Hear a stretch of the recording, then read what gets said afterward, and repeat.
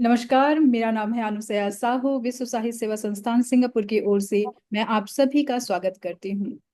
आज हमारे साथ एक ऐसे साहित्यकार जुड़ रहे हैं जिन्होंने हिंदी कहानी, उपन्यास और विमर्श को वैश्विक पहचान दिलाई है।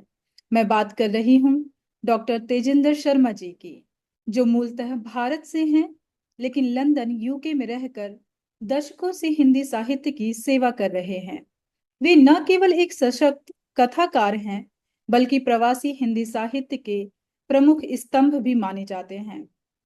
तेजेंद्र जी की कहानियां जीवन के यथार्थ, मानवीय संबंधों, प्रवासी संघर्षों और सामाजिक विडंबनाओं को अत्यंत संवेदनशीलता और स्पष्टता से प्रस्तुत करती हैं। देह की कीमत, यह क्या हो गया, बेघर आंखें जैसी रचनाएं उनकी साहित्यिक दृष्टि और गहराई को दर्शाती हैं। उन्हें भारत और विदेश में अनेक प्रतिष्ठित सम्मान द्वारा सम्मानित किया गया है, जिनमें प्रवासी भारतीय साहित्यकार सम्मान भी शामिल है। वे सिर्फ साहित्यकार ही नहीं, बल्कि एक संवेदनशील वक्ता, संपादक और मंच संयोजक भी हैं, जिन्होंने अनेक हिंदी साहित्यिक गोष्ठियों का संचालन और मार्गदर्शन किया है। तो आइए मिलते हैं डॉक्टर तेजिंदर शर्मा जी से। नमस्कार तेजिंदर जी। नमस्कार अनुसुईया। अच्छा लगा कि इतनी दूर सिंगापुर में बैठ के हम बात कर रहे हैं तुमसे। हम जी। लंदन में, तुम सिंगापुर में। अच्छा है। जी। तो सर, मैं जानना चाहूंगी कि आप कैसे ब्रिटेन पहुंचे और आपकी साहित्यिक यात्रा किस तरह से शुरू हुई। देखिए, साहित्यिक यात्रा तो ब्रिटेन आने से बहुत पहले शुरू हो गई थी, जी। क्योंकि मैं एमए अंग्रेजी में की थी, तो पहली दो किताबें अंग्रेजी में लिखी थी। मैं करीब 25 साल का था जब मेरी पहली किताब लॉर्ड बायरन पर छपी थी, और 26 साल का था जब दूसरी किताब जॉन कीट्स पर छपी। वो आलोचनात्मक ग्रंथ थे, जो मैंने उनको पढ़ा तो कैसा पाया। तो मेरा विवाह जिस लड़की से हुआ, वो पीएचडी हिंदी में कर रही थी, तो उसके माध्यम से मैंने हिंदी पढ़ी। क्या बात। क्योंकि जो उपन्यास उन्होंने लिए थे, हम्म। उन उपन्यासों को पढ़ा तो महसूस हुआ कि ऐसा कुछ मैं भी लिख सकता हूँ। तो पहली कहानी जो लिखी थी, प्रतिबिंब, तो वो जब अपनी पत्नी को दिखाई तो उसने कहा कि आप सोचते अंग्रेजी में हैं, फिर दिमाग में उसका हिंदी ट्रांसलेशन करते हैं, उसके बाद फिर हिंदी लिखते हैं, तो पोजीशन ऑफ वर्ब और सब्जेक्ट सब गड़बड़ा जाता है। अंग्रेजी में अलग तरह का स्ट्रक्चर होता है, व्याकरण अलग है, हिंदी का अलग है। तो आप पंजाबी में सोच के हिंदी की कहानियां लिखेंगे तो आपको बेहतर रहेगा, आपकी ग्रामर ठीक रहेगी। तो फिर मैंने पंजाबी में सोच के हिंदी में लिखना शुरू किया, और तब तक सोचता रहा पंजाबी में, जब तक के सपने हिंदी में देखने नहीं शुरू किए। तो उसके बाद मेरी पहली कहानी 1980 में नवभारत टाइम्स में छपी थी, और अब 102 कहानियां छप चुकी। तो उस समय आप पंजाब में थे। नहीं, मैं पंजाब में पैदा हुआ, हम्म। दिल्ली में पढ़ाई की सारी मैंने। पहले पंजाब में जो स्कूली शिक्षा थी गुरमुखी में थी, हम्म। और दिल्ली में सारी शिक्षा अंग्रेजी में थी। तो एमए अंग्रेजी करने के बाद फिर हम बॉम्बे गए। तो मैंने हिंदी का, मेरा जो भी कार्यकाल है शादी वो के। बॉम्बे से शुरू होता है। जी। जी। और मेरी पत्नी का निधन हो गया था, वो उस वक्त 39 वर्ष की थी, कैंसर से, बॉम्बे में। तो मैं बच्चों को लेकर लंदन आ गया। जी। तो मैं लंदन आया 1998 में। तो लंदन किसी यहाँ वजह से आए, पहले आपकी जॉब लगी यहाँ पर। मैं एयर इंडिया में फ्लाइट पर्सर था बॉम्बे में। अच्छा। तो मेरा काम था आप यात्रियों को पूरी दुनिया में ले जाना। जी जी। मैं एयर हॉस्टेसेस का इंचार्ज होता था, फ्लाइट पर्सर के बाद मेन फ्लाइट सुपरवाइजर।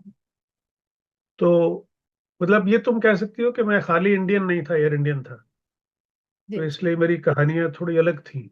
हम्म। जो भारत के टिपिकल हिंदी के लेखक थे, मेरी सोच भी उनसे अलग थी, मेरा आकाश भी अलग था।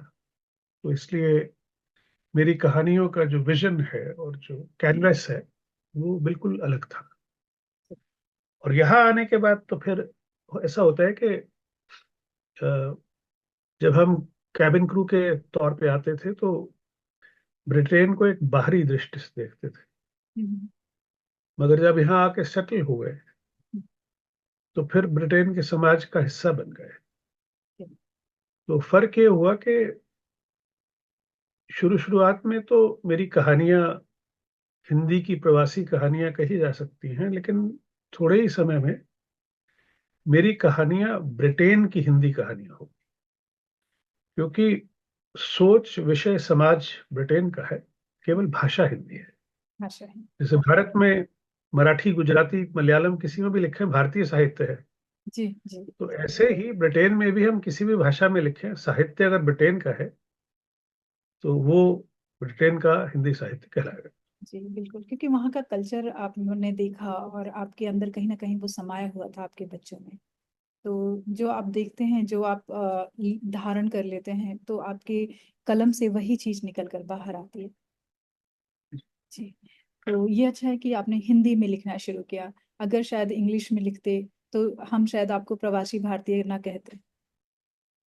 वैसे ये सच है, क्योंकि आप ये देखिए अंग्रेजी का साहित्य कहीं भी लिखा जाए उसे मेन स्ट्रीम का साहित्य माना जाता है। कभी आपने सुना है प्रवासी इंग्लिश साहित्य, प्रवासी जर्मन साहित्य, प्रवासी फ्रेंच साहित्य? क्योंकि इंग्लिश इंटरनेशनल लैंग्वेज है ना सर, तो ये इसलिए तो जर्मन तो शायद नहीं, हर जगह हर देश उसे बहुत अच्छे से एक्सेप्ट कर लेता है। जर्मन, जापानीज, रशियन ये तो नहीं है ना। कभी उनके प्रवासी सुने हैं?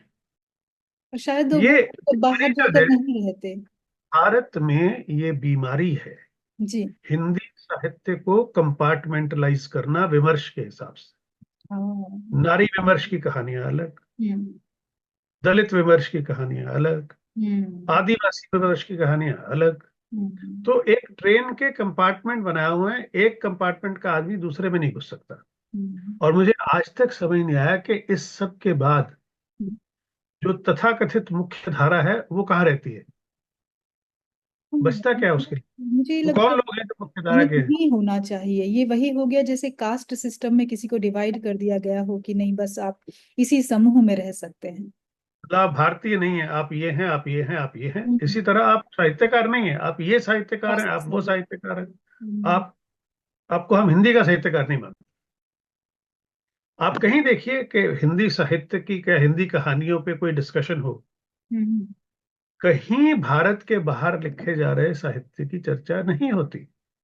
जब वो हिंदी कहानी की बात कर रहे थे, और ज्यादा से ज्यादा कहेंगे और हाँ प्रवासी लेखक भी हैं, हम भी में आ जाते हैं। भी में आ जाते हैं।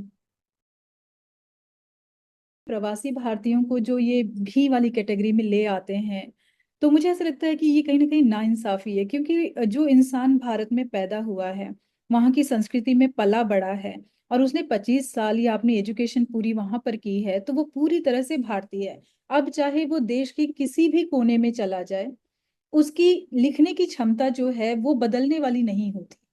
मुझे जहां तक लगता है उसकी सोच भी देखिए ऐसा ऐसी है होगी कि उस पर इतना कि प्रभाव बाहर का आ जाएगा कि उसकी जो मेन जो मतलब बेस है वो बिगड़ जाएगा। एक तो मैं आपको एक बड़ी अ, ऐसी बात बताने वाला हूँ जो आपने कभी सोचा नहीं होगा। जी बताएं। पूरा का पूरा हिंदी साहित्य, हम्म प्रवासी हिंदी साहित्य। हम्म अब जब हम छोटे थे तो हम्म दो तरह के लेटर आते थे। हम्म, एक इनलैंड लेटर होता था, एक एयरमेल होता था। अच्छा। तो इसी तरह से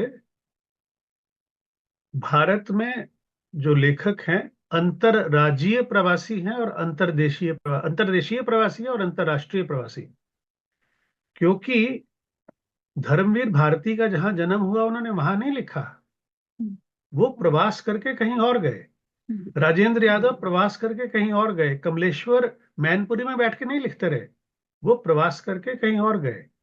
तो जो आदमी बॉम्बे में हिंदी लिख रहा है, दिल्ली में हिंदी लिख रहा है, मद्रास में हिंदी लिख रहा है, वो मद्रासी नहीं है, बॉम्बे का नहीं है। नहीं है। वो सब कहीं से आए। बिल्कुल बिल्कुल। वो उन्होंने प्रवास, हालांकि इसलिए वो आप भारत के देखिए, अंदर ही प्रवास कर रहे थे, लेकिन थे तो वो है भी ना, प्रवासी। प्रवास कर रहे हैं ना। उनके तो साथ ऐसा जो, नहीं किया जा रहा है तो फिर हमारे साथ हाँ, ऐसा क्यों? ये तो बहुत सही बॉम्बे सवाल आपने उठाया। लिखा लिख रहा है, जी। अपने गांव की मिट्टी, गोबर और चौपाल और हाँ पीपल हाँ, खटोली बॉम्बे में बैठ के, सही बात है, पंचायत वो वही सारी तो चीजें वही ऑस्ट्रेलिया लिख रहा है। हाँ। है ना, है तो ऑस्ट्रेलिया। बिल्कुल लेकिन हम उनकी तरफ उंगली नहीं उठाते, नहीं। हम उनको भारतीय मान लेते हैं। बिल्कुल। लेकिन हम, अच्छा, फिर दूसरी बात पता है क्या है, अब हाँ एक बात बताइए, हाँ। अभिमन्यु अनंत हम्म ना तो भारत में जन्मे, हम्म ना प्रवास किया, हम्म। तो प्रवासी क्यों है? भारतीय। उसका भारत में कुछ लेना देना नहीं है। उनके माता पिता रहे होंगे भारत से। माता पिता भी भारत के नहीं है, उनका जन्म भी मॉरिशस में हुआ था। अच्छा, मॉरिस। उनके माता पिता की मॉरिसस चौथी पीढ़ी आती है। हिंदी वो है, हिंदू राष्ट्र है मॉरिसस। हिंदू राष्ट्र नहीं है, हिंदू राष्ट्र दुनिया में कोई भी नहीं है, सिर्फ एक नेपाल था, हम्म। अब वो भी नहीं। मॉरिसस को माना जाता है। पूरी दुनिया में, नो, पूरी दुनिया में हिंदू राष्ट्र कोई नहीं है, एक भी नहीं है। ये अपनी नॉलेज आज ठीक कर लो। जी जी जी। इस बताएं। विश्व में हम्म। हिंदू देश कोई नहीं है, भारत ही नहीं है। जहां 80% आबादी हिंदुओं की है, ये हिंदू देश थोड़ी है, ये सेक्युलर देश है। बन इसलिए नहीं, बन गया। देखो, नहीं बन गया नहीं, जो साथ है, वो हुआ हम है। ये नहीं कहेंगे बन गया या क्या हुआ। आज के दिन 23 जुलाई 2025 को जब मैं और तुम बात कर रहे हैं, तो विश्व में एक ही देश ऐसा नहीं है जो हिंदू देश है।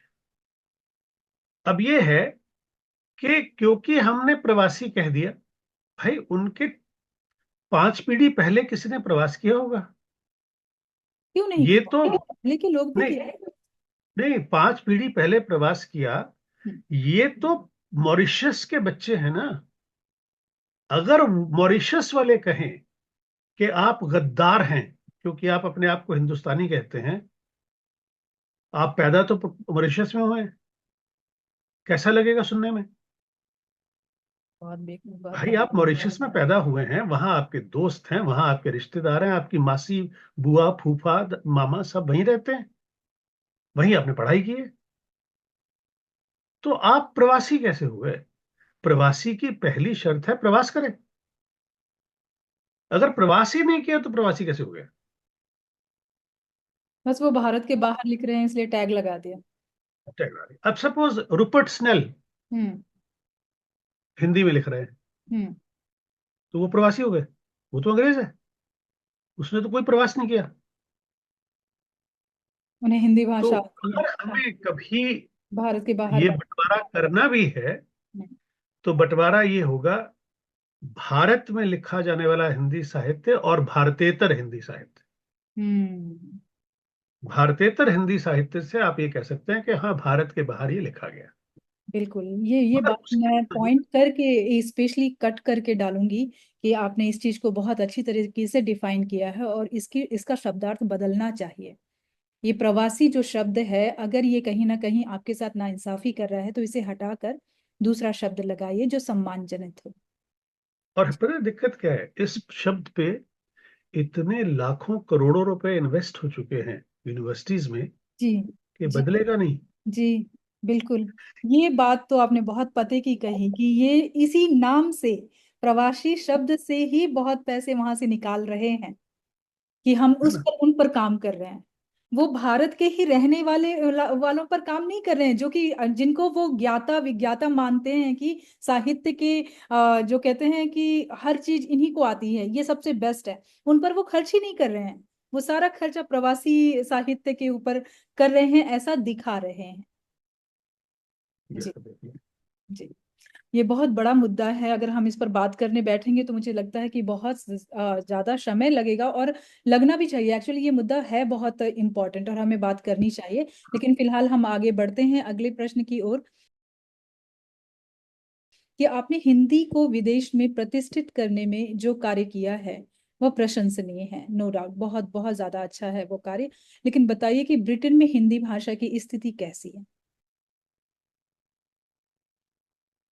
इस सवाल का जवाब देने से पहले जी एक छोटा सा सवाल। जी। पहले तो एक ऑब्जर्वेशन हम्म। कि भारत में जो कुछ होता है आजकल हम्म। इंटरनेट के जरिए पूरी दुनिया में दिखाई देता जी। है। अब भारत की लेटेस्ट इमेज ये है कि अगर आप भारत की आर्थिक राजधानी मुंबई में हिंदी बोलेंगे तो झापड़ पड़ेंगे।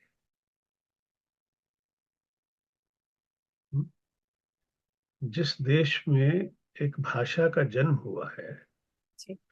उस देश में भाषा की स्थिति ये है और 2025 में है। मुंबई का जो और इतिहास रहा है सर, मैं थोड़ा सा हाँ इसमें ये इंटरप्ट बता रहे कर। हैं तो ऐसे ही ये भाषा आज तक भारत की संसद की पहली भाषा नहीं बन पाई। जी। भारत को आजाद हुए अब 78 साल हो गए, है ना। तो इसका मतलब है कि ये भाषा किसी काबिल है नहीं। अगर होती तो बन गई होती। सर ऐसा नहीं। हमारे देश के जो चलाने वाले हैं वो इस भाषा को इस काबिल नहीं मानते कि वो कुछ अ, इसको कहीं भी स्थापित करें। ये राजनीति जब का विषय हो गया स्थापित है नहीं सर। हुई भारत में ये राजनीति का विषय तो इतना गहरा देखिए, बन गया ब्रिटेन है कि कहीं ना कहीं ब्रिटेन लोगों की कुर्सियां जुड़ी हुई हैं इससे। ब्रिटेन में आलू प्याज भी अंग्रेजी में खरीदे जाते जी। जी। हैं, है ना। जैसे सिंगापुर में 4 भाषाएं हैं, उनमें से तमिल भी एक है। हम्म। हम्म। जो मले है या जो जी। चाइनीज है वो सब है ना। तो अगर एक भारतीय भाषा भारत में अपनी जगह नहीं बना पा रही, हम कहें कि वो भारत से ज्यादा बेहतर जगह ब्रिटेन में या जापान में या जर्मनी में बना लेगी। दूसरी बेहतर बात, तो नहीं कह सकते, लेकिन हाँ हाँ कुछ नहीं जगह तो बेहतर नहीं, मैं तो बनाएगी। कह रहा हूँ क्या उस जैसी भी। दूसरी बात ये कि भारत सरकार की हिंदी को लेके नीति क्या है और नियत क्या है। नियत क्या है, ये बहुत सही सवाल है कि नियत ये क्या बात, भारत सरकार की नीति क्या है और नियत क्या है ये स्पष्ट नहीं है। है। स्पष्ट हो क्योंकि रही, अगर लेकिन कुछ हो, राजनीति हो रही है सर। हम तो केवल बात जानते हैं है क्या। देखिए, जब नीतियां होती हैं उसमें इमेजिनेशन के लिए कोई स्थान नहीं है। या तो है या तो नहीं है। आज 500 का नोट समय या है। तो चल रहा है या तो जी। नहीं चल रहा। जी जी जी, आप ये नहीं बिल्कुल कहेंगे कि सही सुबह कहा। 8 से 5 तक चलेगा, 5 से सुबह 9 तक नहीं चलेगा, ऐसा नहीं है। बिल्कुल, मैं बिल्कुल सहमत हूँ आपकी बात से, और आप जो कहना चाहते हैं वो भी मैं समझ गई हूँ। लेकिन आज का समय है कि चाहे तो भारत सरकार इसे महत्वपूर्ण मेन भाषा बना सकती है, राष्ट्रभाषा बना सकती है। लेकिन अगर आज नहीं कर पाई तो मुझे नहीं लगता कि वो आगे कभी कर पाएंगी। ये आपके मन की अच्छी भावना है जिसकी मैं कदर करता हूँ। बात यह है कि कोई कोई भी चीज राजनीति से ज्यादा महत्वपूर्ण भारत में नहीं है। हमें इलेक्शन जीतना है। आप सोचिए, जिस देश के नेता संसद में काम ही नहीं करते, आपने कभी देखा है संसद में काम हो रहा है या डिस्कशन हो रहे हैं। आप सिंगापुर की संसद में बहस देखती हैं। आप इंग्लैंड की संसद में भी देखती होंगी कि जब आगरा आता होगा। हमारे यहाँ कोई भी नेता, और हमारे यहाँ ऐसे लोग भी हैं जो राज्यसभा वगैरह में साहित्यकार होने के नाते गए हैं, वो भी कुछ नहीं कर सकते क्योंकि वो ऐसा पूरा माहौल है। सिस्टम है सर, बहुत सिस्टम ऐसा। जकड़ा हुआ है। एक के ऊपर एक लदे हुए हैं, एक गिरा तो वो सब गिरेंगे, वो वाली कहानी है। तो मैं क्यों बुरा बनूं, मैं क्यों बोलूं, मुंह क्यों खोलूं, वो वाली कहानी। हिम्मत नहीं है कि अगर मैंने ये बोला तो कर मेरा भी वोट लिया। बैंक मेरे अगेंस्ट हो जाएगा, जी। मैं जी इलेक्शन नहीं जी, जीत बिल्कुल। पाऊंगा। बिल्कुल। हिम्मत वो कर भी ले तो वो एक अकेला चना हो जाएगा। कुछ नहीं हो। बिल्कुल। फिर भी इसके बावजूद हम लोग जो दीवाने हैं, जो घर फूंक के तमाशा देखना पसंद करते हैं, जिनको कहीं से कोई फंडिंग नहीं मिलती। जी। जी। तुम्हें पता है, पुरवाई पत्रिका जो मैं ऑनलाइन चलाता हूँ, हम्म। उसके लिए मैं 1.25 लाख हर साल अपनी जेब से खर्च करता हूँ। इसलिए करते हैं। कि मुझे अच्छा लग रहा है कि हिंदी की एक मैगजीन चल रही है। जी। जब रिटायर हो जाऊंगा, हम्म। तो जब अपने खर्चे में कटौती शुरू करूंगा, हम्म। तो देखना पड़ेगा ना कि बाजार से ब्रेड बटर और अंडा खरीदना जरूरी है या पुरवाई चलानी जरूरी है। नहीं, चुरानी जरूरत है, सही कह रहे हैं। तो ये तब तक है जब तक ये दीवानापन हम में है कि भाई हमें तो करना है, करना है, बिल्कुल करना हम है। तो करेंगे। और ये हमने किया इन द सेंस, 2017 में ब्रिटेन की महारानी ने हम्म। हिंदी साहित्य की सेवा के लिए एक साहित्यकार को सम्मानित किया। अभी हाल ही में 28 जून को ऑक्सफोर्ड यूनिवर्सिटी ने एक हिंदी साहित्यकार को हिंदी सेवाओं के लिए सम्मानित किया। तो ये एक्सेप्शंस हैं, अभी रूल नहीं। मतलब ऐसा नहीं, हो रहा मैंने है, मैंने बाहर कुछ देखा है। साहित्यकार। जैसे आप बता रहे हैं ब्रिटिश की बात, वैसे ही मैंने सिंगापुर में भी देखा है कि हर भाषा की कद्र है।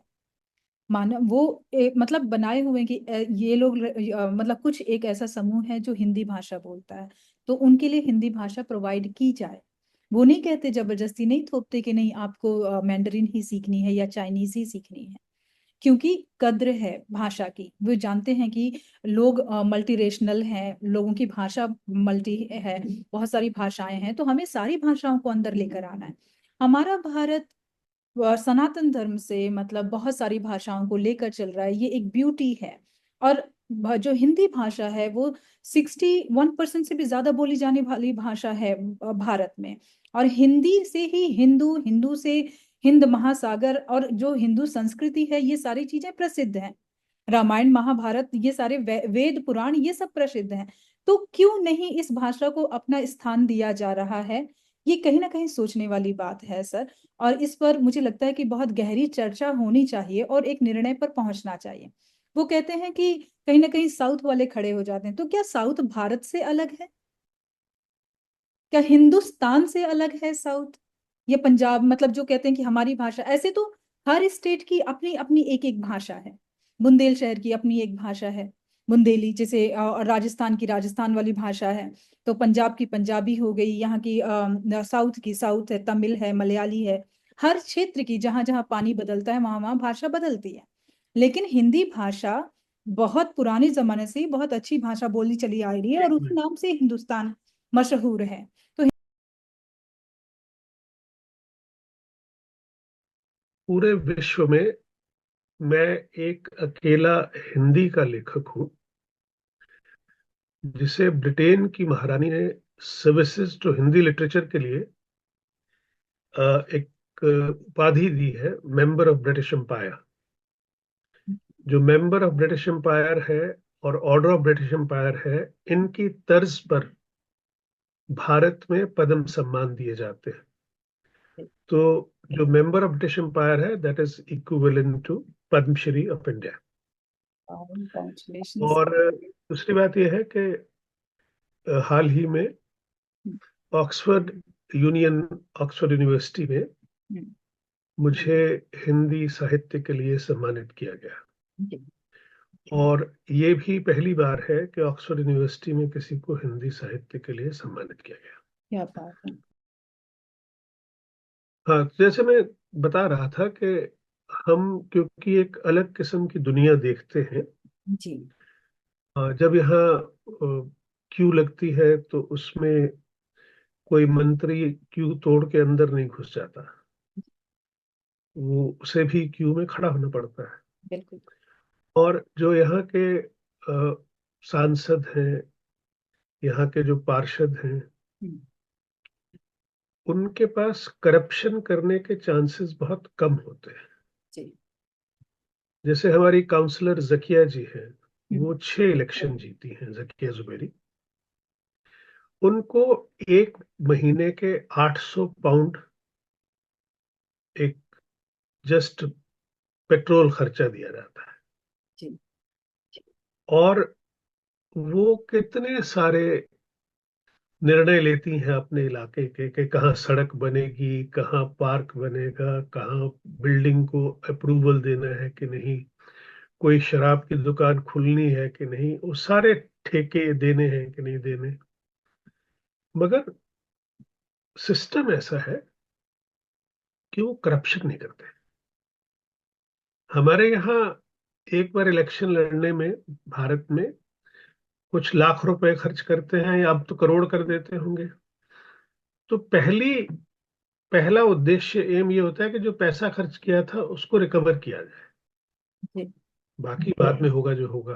जो जनता की सेवा होनी है या नहीं होनी है बाद में। तो बिल्कुल। जब हम एक ऐसे समाज में जीते हैं जो भारत के समाज से बिल्कुल अलग है, जिस भारत के बारे में हम कहते हैं कि हमारी परंपरा इतनी महान थी, ऐसे थे, वो सब तथाकथित राम राज्य यहाँ पे है।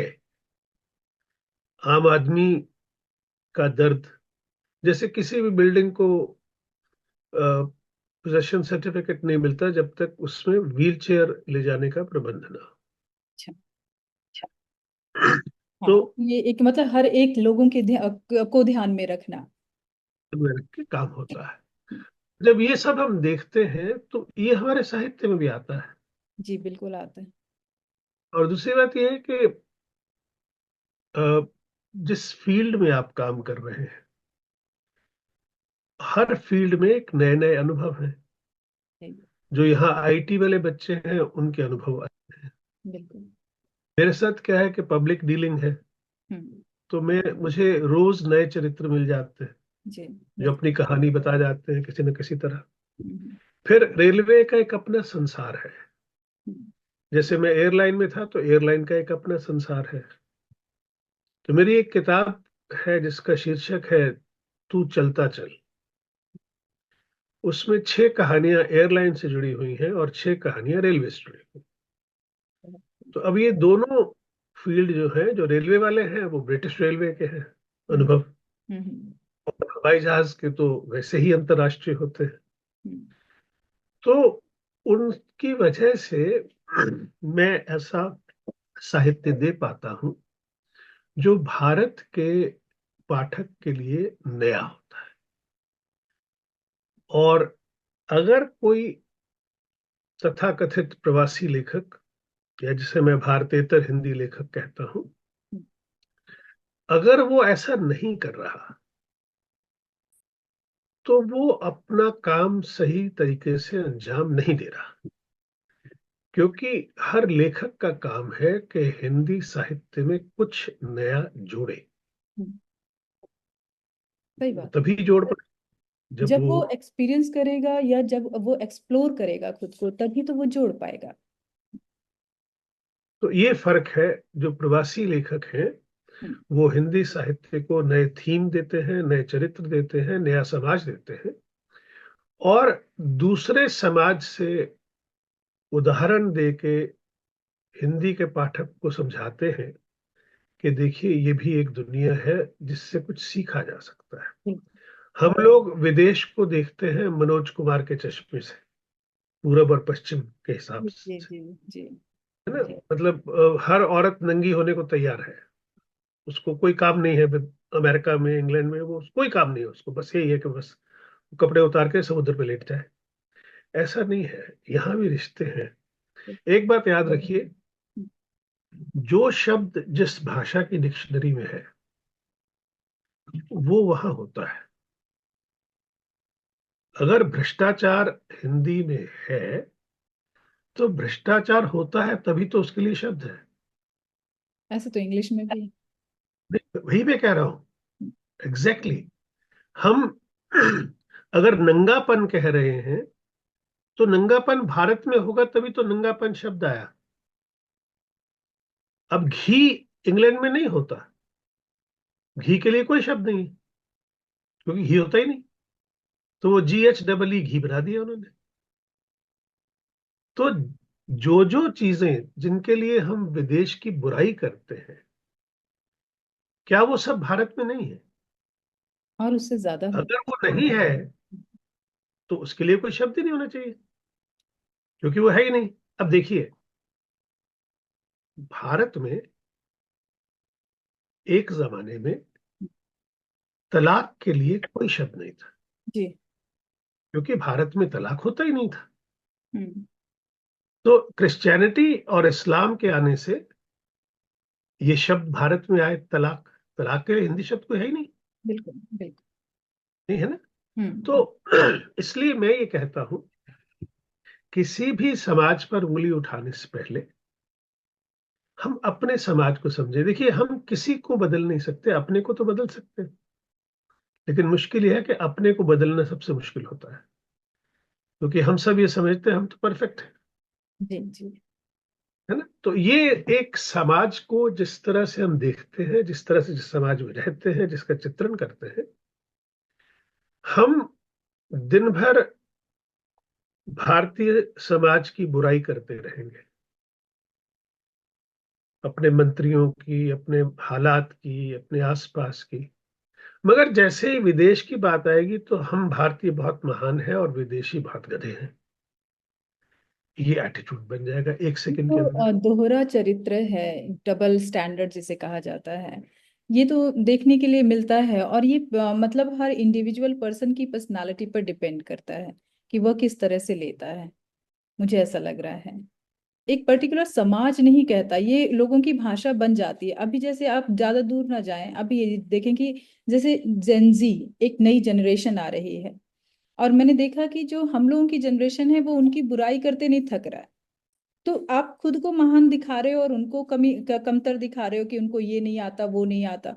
क्यों नहीं आता? वो एक अलग दुनिया, मतलब अलग तरह से वो बड़े हुए हैं, तो उनके थॉट अलग हैं, उनके वो अलग है। तो मतलब उनके सोचने का तरीका अलग है, जो शायद आपने नहीं किया वो कर गुजरेंगे। तो ये कहीं ना कहीं ऐसा है कि इंसान जब मतलब कंपेयर करना शुरू कर देता है तो दूसरे की खामियां देखना शुरू कर देता है। उसे लगता है कि शायद मैं खामियां करूंगा तो वो नीचे हो जाएगा और मैं ऊपर हो जाऊंगा। तो ये इंसान, मुझे लगता है कि डबल स्टैंडर्ड सोच है, ये नहीं होनी चाहिए। जैसा कि आप कह रहे हैं कि मतलब हमें इस तरह से नहीं सोचना चाहिए, तो वो इंडिविजुअली ही वो खुद को करेक्ट कर सकता है। कि जैसे कहा कि हम सिर्फ अपने आप में बदलाव ला। इंडिविजुअल की है नहीं, एक भी जनरेशन ऐसी नहीं है जिसके लिए पास्ट ग्लोरियस नहीं था।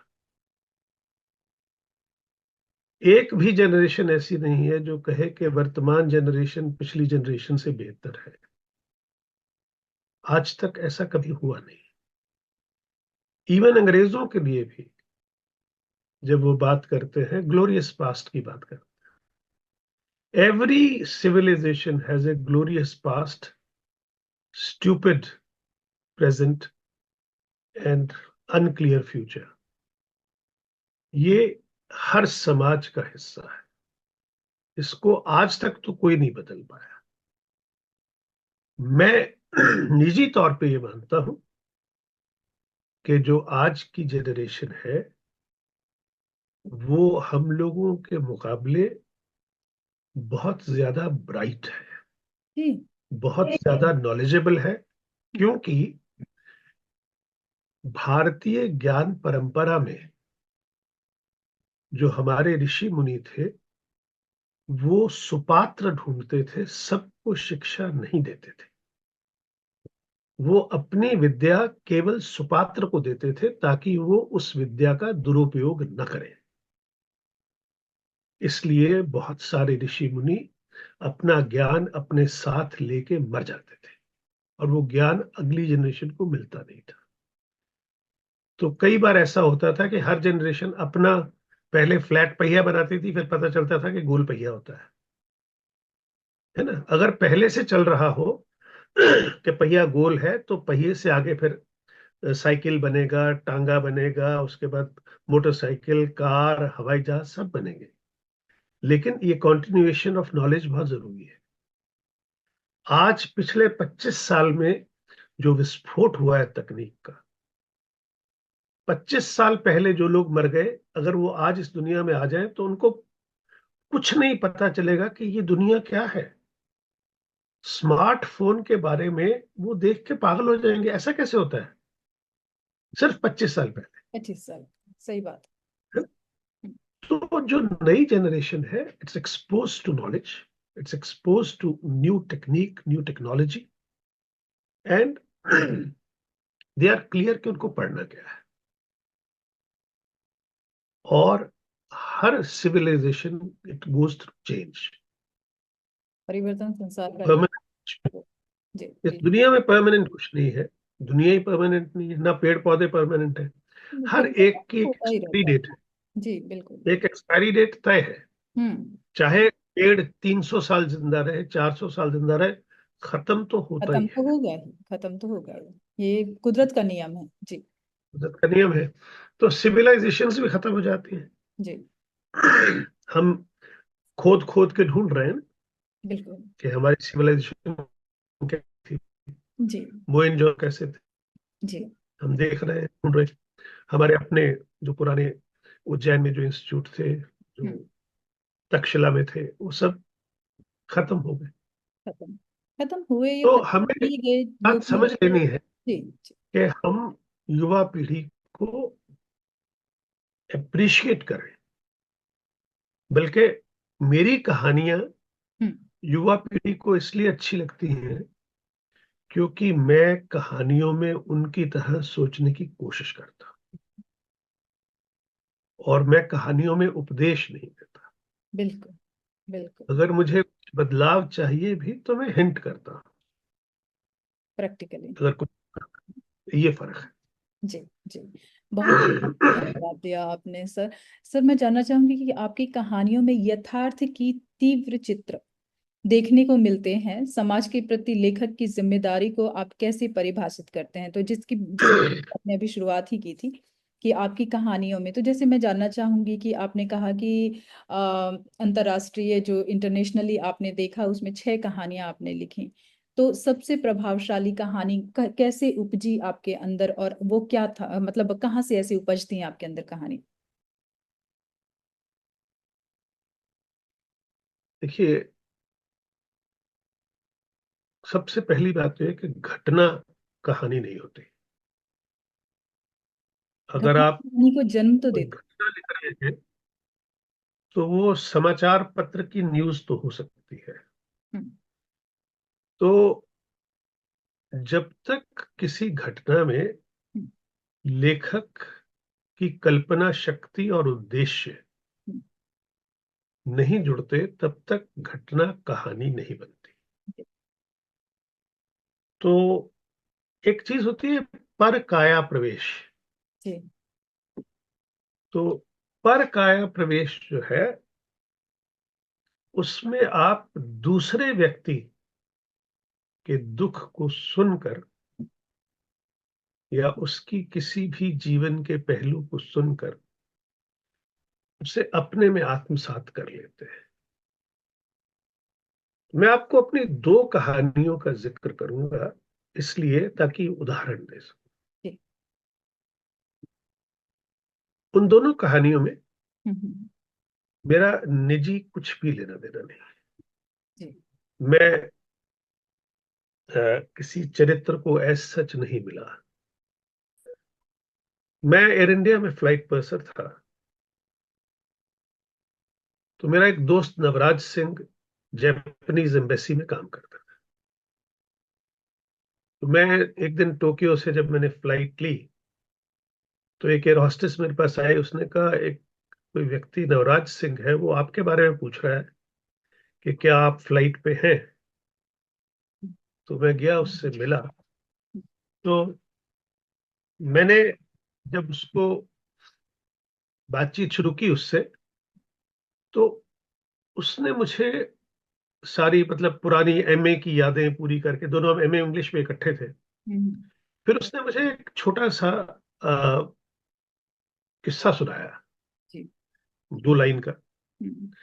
उसने कहा, यार तेजिंदर, तेनू की दसा यार, वो एक मुंडे ਦੀ डेथ हो गई ਉੱਥੇ इंडिया 'ਚ स्यापा ਪਿਆ है कि पैसे किनू भेजिए। कितनी छोटी सी बात है कि एक हिंदुस्तानी की मौत हो गई है जापान में, और भारत में परिवार में ये स्यापा पड़ा हुआ है कि पैसे किसको मिले उसके।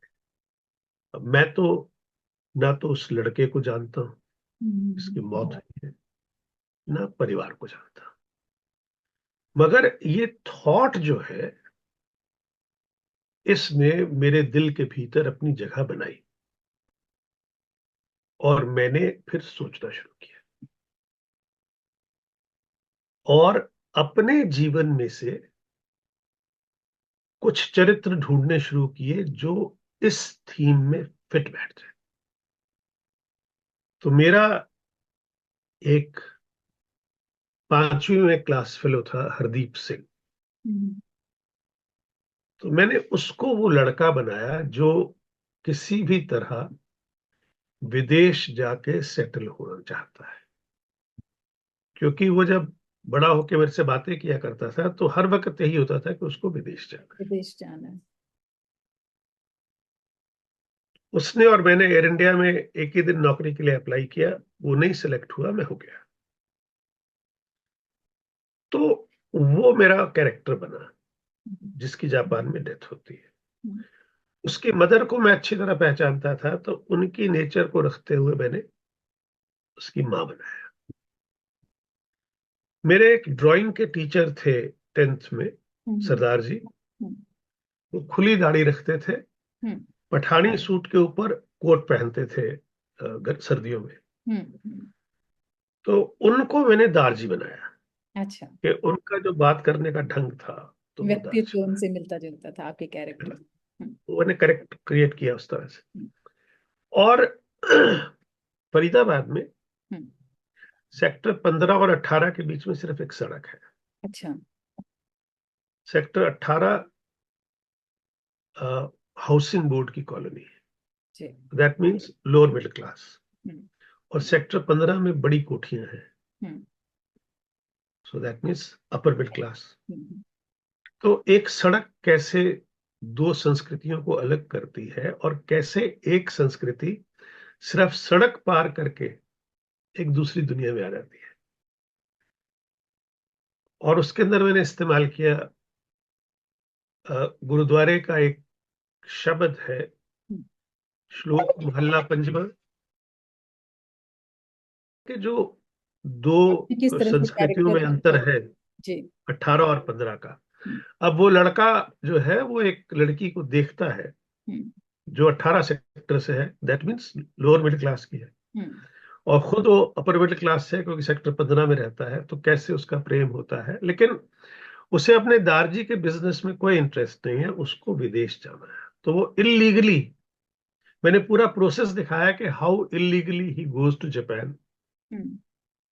और फिर कैसे मौत होती है, और फिर कैसे दोस्त लोग पैसे इकट्ठे करते हैं।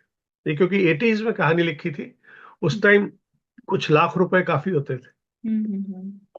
तो उतने पैसे हैं। हम्म। तो जब वो हाई कमीशन का आदमी कहता है भी देखो, हम्म। लाश आप भेजोगे तो इसकी वाइफ को क्या मिलेगा, लाश मिलेगी, हम्म। वो थोड़ी देर देख कर रो लेगी, हम्म। उसको अपनी जिंदगी जीनी है ना। तो लाश का क्रियाक्रम यहीं करवा लेते हैं, और अस्थियां मैं फ्री भेज दूंगा डिप्लोमेटिक मेल में, पैसे उसकी वाइफ को भेज दो। हम्म। तो अब लोग बड़े हैरान, कितना जालिम आदमी है कि कोई इमोशन ही नहीं है। लेकिन फिर सोचते हैं कितना अच्छा आदमी है, जिंदा लोगों के बारे में सोच रहा है, मरे हुए के बारे में नहीं सोच रहा। तो अब जब खबर जाती है तो माँ जो है कहती बेटा तो हमारा मरा, पैसे सारे ही ले जाएगी जो कल की आई है। हम्म। और जो भाई हैं वो सोचते हैं कि हम लाश लेने जाते हैं तो हम वहां इलीगली रहना शुरू कर देंगे।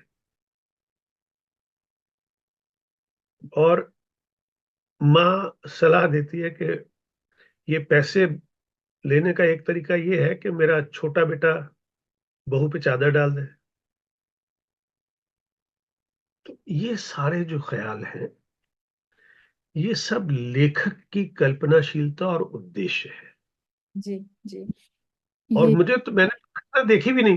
अभी मैंने केवल में मैंने 2 मिनट देखी जस्ट कुछ ही सुनी। दिन पहले। तो एक मूवी थी पगलैट, अगर आपने देखी हो तो।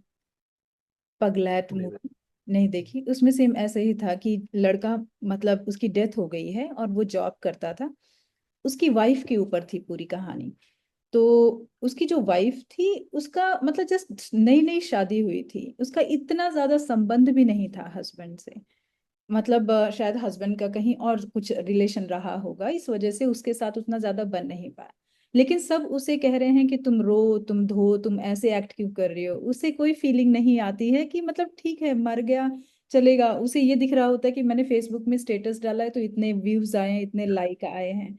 उसे वो फील ही नहीं होता। तो उसके मम्मी पापा कहते हैं तुम बिल्कुल पगलैट हो, मतलब तुम्हें समझ नहीं आता कि तुम्हें कैसे रिएक्ट करना चाहिए। अब उसके बाद इंश्योरेंस के पैसे वाइफ के नाम पे आने होते हैं। तब सबको वो वाइफ, लड़की वो अच्छी लगने लगती है, और उसको कहते हैं कि मतलब वो देवर भी कहता है कि मैं तुमसे शादी कर लूंगा। फिर उसके चाचा का भी कोई लड़का होता है, वो कहता है कि मैं उससे शादी कर लूंगा, इस तरह से। लेकिन फिर उसे समझ में आता है जब वो लड़के की गर्लफ्रेंड से मिलती है कि मेरा हस्बैंड इसे क्यों इतना पसंद करता था, क्योंकि ये इन मतलब अपने बेस पे खड़ी थी, ये किसी के सहारे नहीं थी। फिर वो उसके जैसा बनना चाहती है और सारे पैसे अपने ससुर को दे करके खुद बाहर निकल जाती है।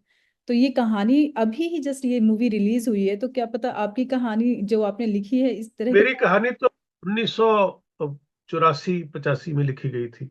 अच्छा। तो ऐसी तो कहानियां पढ़ करके लोगों को मतलब इंस्पिरेशन मिलता होगा कि तो क्या है। लेकिन ये बहुत लोग, सही कहानी थी।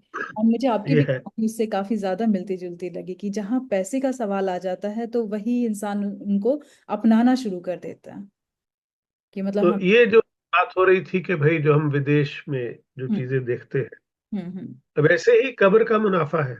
जी।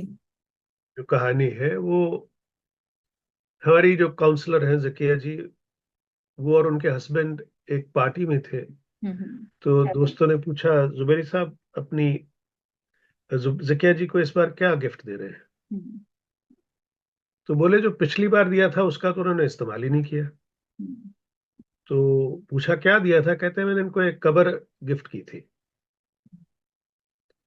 तो मैंने फिर उसको पढ़ना शुरू किया, समझना शुरू किया, कुछ जकिया जी से भी बातचीत की। तो कुछ अमीर लोग कब्रिस्तान में एक प्लॉट ले लेते हैं और उस पे हस्बैंड वाइफ अपनी अपनी कब्रें बुक कर लेते हैं। तो बेसिक आइडिया ये है कि मरने के बाद अपने जैसे लोगों के साथ जिंदा रहेंगे। तो जब ये होता है, तो फिर मैंने उसके ऊपर शोध किया। हम्म फिर पता लगा कि भाई हाँ, ऐसी भी एजेंसीज हैं जो लाश का मेकअप करती हैं। तो इन सारी चीजों को लेके फिर वो कहानी गढ़ी। तो मतलब ये है कि जरूरी नहीं है कि कोई घटना घटित हुई हो। जैसे ही आपने कहा कि वो लड़की देखती है फेसबुक। हम्म। मेरी एक कहानी है छात्रा। अच्छा। तो वो एक ऐसे व्यक्ति की कहानी है हम्म जो ये जानना चाहता है कि उसके मरने के बाद जब न्यूज आएगी तो उसे कितने लाइक और कमेंट मिलेंगे। हम्म हम्म तो वो एक झूठी खबर डाल देता है, हम्म क्योंकि उसको बहुत कम लाइक कमेंट मिलते हम्म हैं। एक झूठी खबर डाल देता है, मैं अस्पताल में हूँ हम्म और अब मैं फेसबुक पे नहीं आ पाऊंगा, मेरा अगर कुछ हो गया तो मेरा बेटा न्यूज डालेगा। और थोड़े दिन के बाद डाल देता है कि मर गया। हम्म अब उसके बाद जब वो लाइक्स और कमेंट्स आ रहे होते हैं, तो जब वो 1,000 पार कर जाते हैं तो उसका हार्ट हिलना शुरू हो जाता है। जिंदा में तो मुझे किसी ने दिया नहीं है। मेरी ये मौत। क्या हो गया? हाँ। और उसमें उसका हार्ट फेल हो जाता है, ओह माय। उस पूरे सिस्टम से। चलो इसने देख तो तो। उसकी शव यात्रा लाइक्स और कमेंट्स के ऊपर जा रही है। हाँ, तो बड़ा अजीब। ये क्या होता है कि हम जब आजकल की चीजों के साथ जुड़े रहते हैं, तो फिर उम्र का कोई मतलब नहीं होता, वरिष्ठता का कोई मतलब नहीं होता। बिल्कुल तब बिल्कुल। आप आज के विषयों को उठा के आज की कहानी लिख सकते हैं। लिख सकते हैं, बस जब कहानी लोग कहते हैं के कि दिल की देह की बात। कीमत, देह की कीमत और कब्र का मुनाफा हम्म कफन से आगे की कहानियां हैं, हम्म। क्योंकि प्रेमचंद कफन तक ही लिख सकते थे, जी जी जी जी। इससे आगे की दुनिया उन्होंने नहीं देखी थी। बिल्कुल बिल्कुल, और ये आपकी कहानियां पाठकों के दिल को बहुत छूती हैं सर। तो बताया कि जिंदगी है, हम जी। सब ने अपनी अपनी फोटो खिंचवा रखी है। तुम्हें पता है मैंने अपना फ्यूनरल बुक किया हुआ है। ऐसा भी होता है? हाँ, ये कभी आप देखिएगा गूगल सर्च करके, हम्म मैं आपको दिखाता हूँ। हम्म।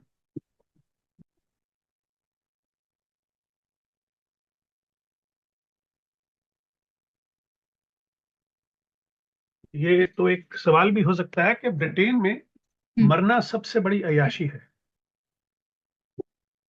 5,000 पाउंड लगते हैं फ्यूनरल के। अच्छा अच्छा, तो ये बुक करना पड़ता है पहले से?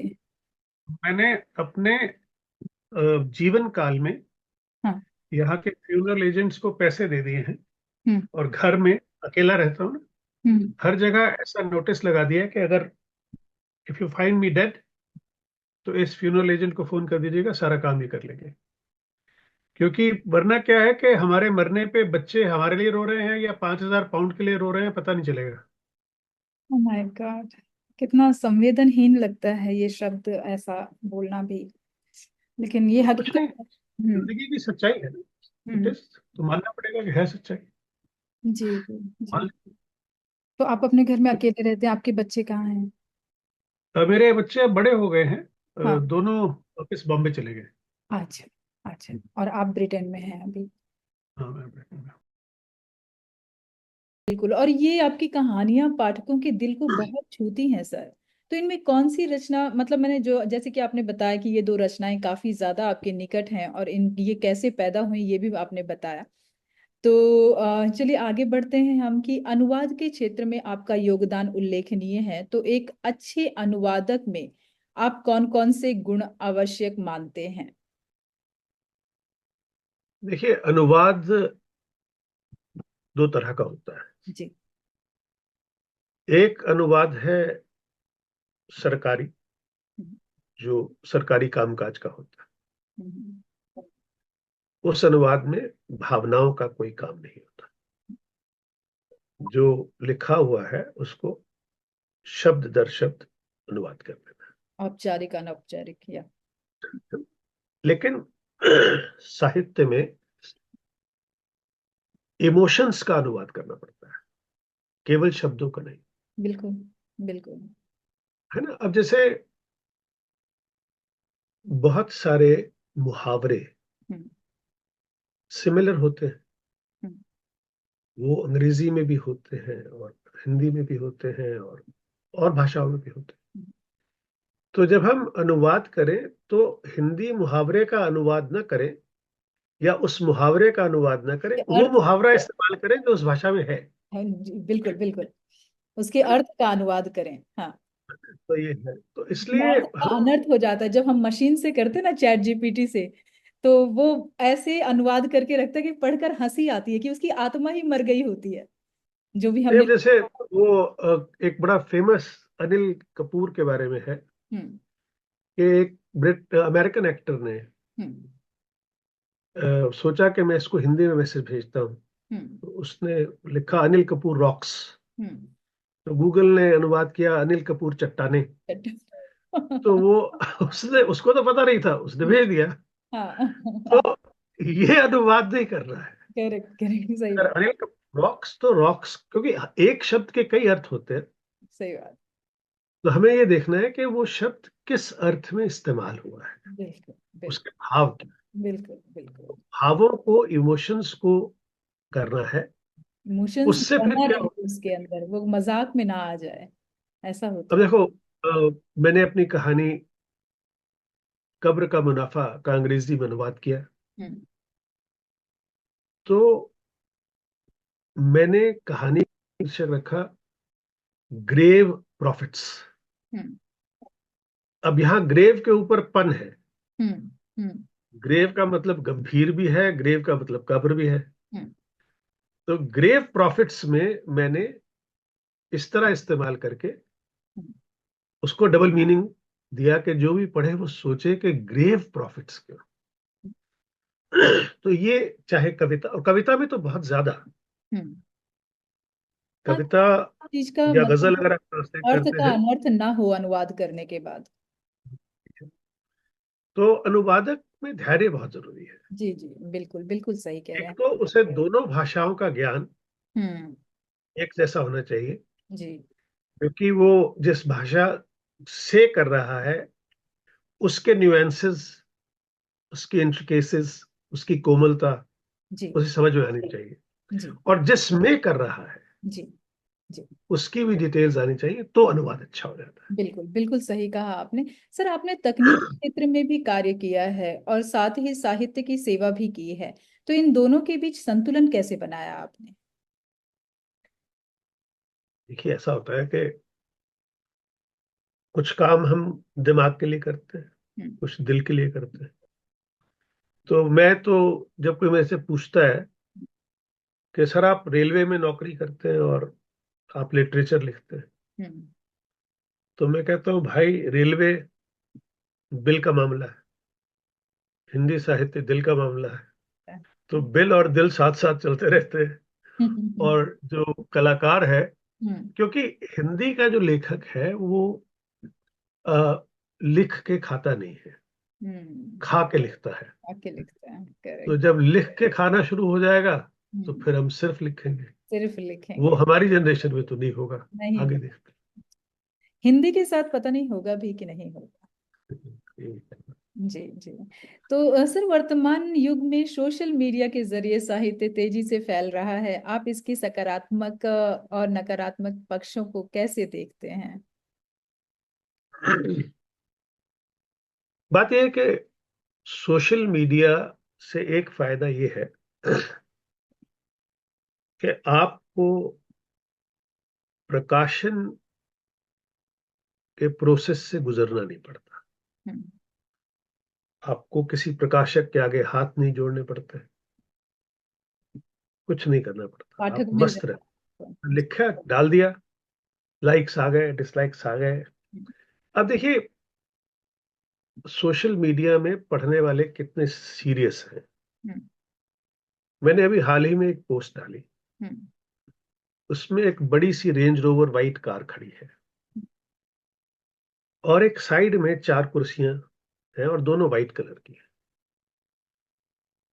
तो मैंने पोस्ट में लिखा कि हालांकि लोग ये कह सकते हैं कि मैं डींग हाँक रहा हूं, मगर मैंने जिंदगी में इतनी मेहनत की है कि अगर मैं कुछ खरीदूं और उसके बारे में साझा करूं तो मुझे ये हक है कि मैं उस चीज को दिखा सकूं, उस चीज को समझा सकूं। अब हुआ ये है कि मैं जब शोरूम में गया तो वहां केवल सफेद रंग ही अवेलेबल था, और मैंने चार लॉन चेयर्स खरीद ली और आज मैं बड़ा खुश हूं। अब मैंने पूरी पोस्ट में कार का कहीं जिक्र नहीं किया, नाम नहीं लिया। 400 बधाइयां कार के लिए मिल गई। दैट मीन्स किसी ने पढ़ा नहीं। उन्हें लगा कि भाई इन्होंने कार ली है तो कार की बधाइयां दे है दी। ना? अब देखिए, मैंने तो कहा ही नहीं कि मैंने कार ली है। मैंने तो लिखा है कि मैंने चार लॉन चेयर्स खरीदी हैं, लेकिन वो कार खड़ी है हम्म। और तेजेंद्र शर्मा की पोस्ट है, तो तेजेंद्र शर्मा ने जरूर नई कार खरीद ली होगी, यही, ये सोच। correct। तो पढ़ने वाले ऐसे हैं, और ये सब पढ़े लिखे लोग हैं। जी जी। उनमें professor, assistant professor, associate professor शामिल हैं जिन्होंने कार की बधाई दी। ये बहुत बड़ी कुछ बात। 10-15 लोग ऐसे थे जी। जिन्होंने कुर्सी को लेके कहा कि सब लोग तो एक एक कुर्सी के लिए जिंदगी फोम कर देते हैं, आपको तो चार चार मिल गई। चाचा में सही ऐसे बात। लोग हाँ, ऐसे भी है लोग ना। हैं जिन्होंने उसे पढ़ा और उसे समझा, पढ़ा और उसे कैच बड़े किया, अच्छे तर्क से उन्होंने उसका जवाब भी दिया। जवाब जी। भी दिया। हम्म। लेकिन ज्यादातर जो है हम्म। वो देखेंगे, अनुसुईया ने कविता लिखी है, पढ़ने का टाइम है नहीं, बेहतरीन, अच्छी। वाह, हाँ। अति सुंदर, बस सही हो बात गया। है, सही बात है। और अगर वो अपनी फोटो डाल देगी तब तो तो 700 लाइक्स आ जाएंगे। और आ जाएंगे। सही बात है। तो इसलिए सोशल मीडिया के रिएक्शंस को मैं गंभीरता से नहीं विश्वास लेता। नहीं किया जा सकता है, विश्वास नहीं। जी जी। लेकिन ये एक अच्छी बात है कि अगर किसी के मन में हम्म। कोई भाव आया है, वो लिख रहा है, तो वो एक प्लेटफॉर्म उसके पास है। देखिए, हिंदी की एवरेज किताब आज 300 से ज्यादा नहीं छपती, है ना। हम्म। तो यहाँ अगर आपको 300 रिएक्शन आ गए तो आपकी किताब छपने जैसा हो गया है। अपनी जैसी हो गई, सही बात है, आपकी वो रचना हो गई, मतलब उसका मिल इतने गया। लोगों ने पढ़ लिया, बहुत। हालांकि होता ये है, हम्म। इंडोनेशिया में सुनामी आती है हम्म। और फेसबुक पे कविताओं की सुनामी आ जाती है। जी जी। इतनी कविताएं सुनामी पे आ जाती है। हम्म। हमने, हम्म।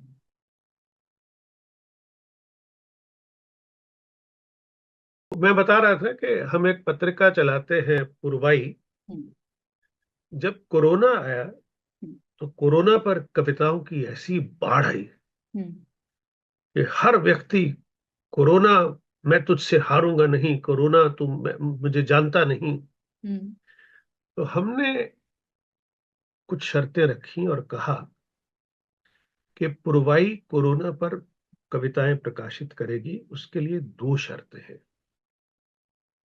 वो ये कि उन कविताओं में दो शब्द नहीं होंगे, एक कोरोना और एक महामारी। इन दो शब्दों को छोड़कर आप कविता लिखेंगे और जो कोरोना ने हालात पैदा किए हैं, आपकी कविताओं में वो हालात दिखाई देने चाहिए। मैंने उनको एक गजल लिख के दी, उसकी सिर्फ दो पंक्तियां, पहला शेर सुनाता हूं। रास्ते खामोश हैं, सड़कें सभी सुनसान हैं। रास्ते खामोश हैं, सड़कें सभी सुनसान हैं, लग रहा है जो सड़क पे खुल गए शमशान। तो हालात पता चल रहे हैं। दूरियां दो गज की कैसे प्यार में संभव भला, कहते थे ना, 2 गज की दूरी बना कर रखिए। तो इमोशंस उसके आने आगे की चाहिए। लाइन क्या है? 2 गज की दूरी संभव कैसे भला, प्यार में 2 गज की दूरी संभव हाँ, कैसे। हाँ। अच्छा, मैं अभी ढूंढ के ना थोड़ी देर में आपको सुनाऊंगा। मुझे ये लगा आप पूरी उसके गजल आगे बोलेंगे, लेकिन फिर आपने टॉपिक चेंज कर दिया। इसलिए। नहीं, हम्म। वो ठीक है। वो हम्म। क्या है कि मैं आइडिया ही दे रहा हूँ। हम्म। इसी तरह मैंने कविताओं पे लिखी है कविता, हम्म। और उसमें भी ये सिखाया सबको हम्म। कि पहलगाम पर कविता हो, हम्म। मगर पहलगाम, पाकिस्तान, आतंकिस्तान ऐसे शब्द नहीं हो, नहीं है, सही बात। है ना। तो कविता जो है वो रिपोर्टाज नहीं है, अखबार की खबर नहीं है। सही बात। कविता दिल का मामला है। आप उसमें लेख मत लिखिए, सही बात है। कविता। सही बात है, ये बहुत अच्छी बात की। कुछ कवि ऐसे हैं कि जो बात कह भी जाते हैं, इंसान वहां पहुंच जाता है, लेकिन उन्हें लगता है कि ऐसा कुछ कहा ही नहीं है, लेकिन उसका दिमाग वहां, मतलब श्रोताओं का दिमाग वहां जरूर पहुंच जाएगा। शाहिर ये की एक कला है। पंक्ति है, जी। शाहिर की एक पंक्ति है जिसमें उसने एक शब्द तो हम्म। इस्तेमाल किया है, हम्म। और उस तो में कितना सारा मीनिंग है कि हम आपकी आंखों में इस दिल को बसा दें हम्म। और हम मूंद के पलकों को इस दिल को गिरा दें हम्म। तो जो है, क्या आप सोच सकते हैं कि कोई शेर तो पे जाके टूट सकता है?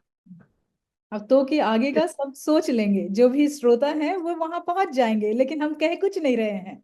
जी। तो ये जो जो जो अच्छे पाए के शायर हैं, हाँ, कवि हैं, हाँ, वो पूरी बात नहीं कहते। बिल्कुल बिल्कुल, ये यही कला होती है। इवन फिल्मों में भी अगर आप देखें तो दिखाने वाले कुछ दिखाते नहीं है, लेकिन आपका दिमाग वहां पहुंच जाता है। तो ये अभी हो कला रहा है। होती है। जी। तो ये फर्क है। तो इसलिए मेरा ये मानना है हम्म। कि जहां तक सोशल मीडिया का सवाल है, हम्म। सोशल मीडिया ने एक मौका दिया है उन लेखकों को जो अ, जिनके पास प्रकाशकों तक पहुंचने का अवसर नहीं है, जी। उनकी लिखी हुई रचना आज वो शायद जौनपुर में बैठ के लिख रहा है, हम्म। उसे लखनऊ में भी पढ़ रहे हैं, दिल्ली में भी पढ़ रहे हैं, बॉम्बे में भी पढ़ रहे हैं, लंदन विदेशों में में। भी पढ़ रहे हैं, अमेरिका में भी जी। पढ़ रहे हैं। जी। जी। तो उसकी पहुंच प्रकाशक से बहुत ज्यादा हो गई बहुत है। ज्यादा, बहुत ज्यादा है। सही कहा आपने, बिल्कुल सही कहा आपने। सर सर, तो आपके अनुसार एक युवा लेखक को किस दिशा में कार्य करना चाहिए ताकि साहित्यिक मूल्यों की रक्षा हो सके? ये बहुत बड़ा सवाल है। एक तो जल्दबाजी से बचना चाहिए, हम्म। क्योंकि हर नया लेखक एकदम प्रसिद्धि, लोकप्रियता, सम्मान, अवार्ड चाहने लगता अवार्डों का ना कहें, ये तो बिकते हैं सर, साहित्य है। के क्षेत्र में मैंने। ऐसा है कि इस पर भी एक अलग बहस हो सकती जी। है ना। ऐसा होता है कि बहुत सारे सम्मान हैं जो जान पहचान से मिलते हैं, जी। मगर कुछ लोग ऐसे होते हैं कि अ, जिनके सम्मान को लेकर लेखक खुश होता है जी। कि हाँ मुझे मिला। जी। कुछ कुछ सम्मान हैं जो केवल एक खास धारा को मिलते हैं।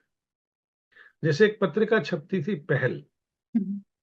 उसमें ये तय था कि वामपंथी लेखक ज्यादा छपेंगे, और उसमें लिखा रहता था कि अपनी रचना ना भेजिए, हम्म। हमें जिसकी रचना छापनी होगी उससे मंगवा लेंगे।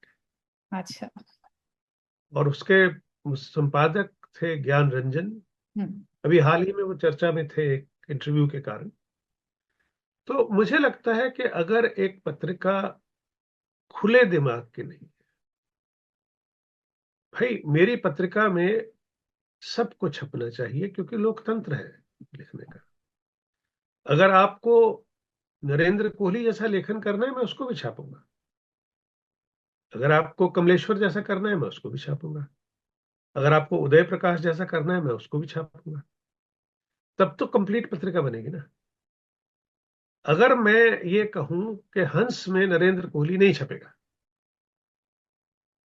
हंस में चित्रा मुदगल नहीं छपेगी, तो हंस के पाठक ऐसे लेखकों को पढ़ने से वंचित रह जाएंगे ना।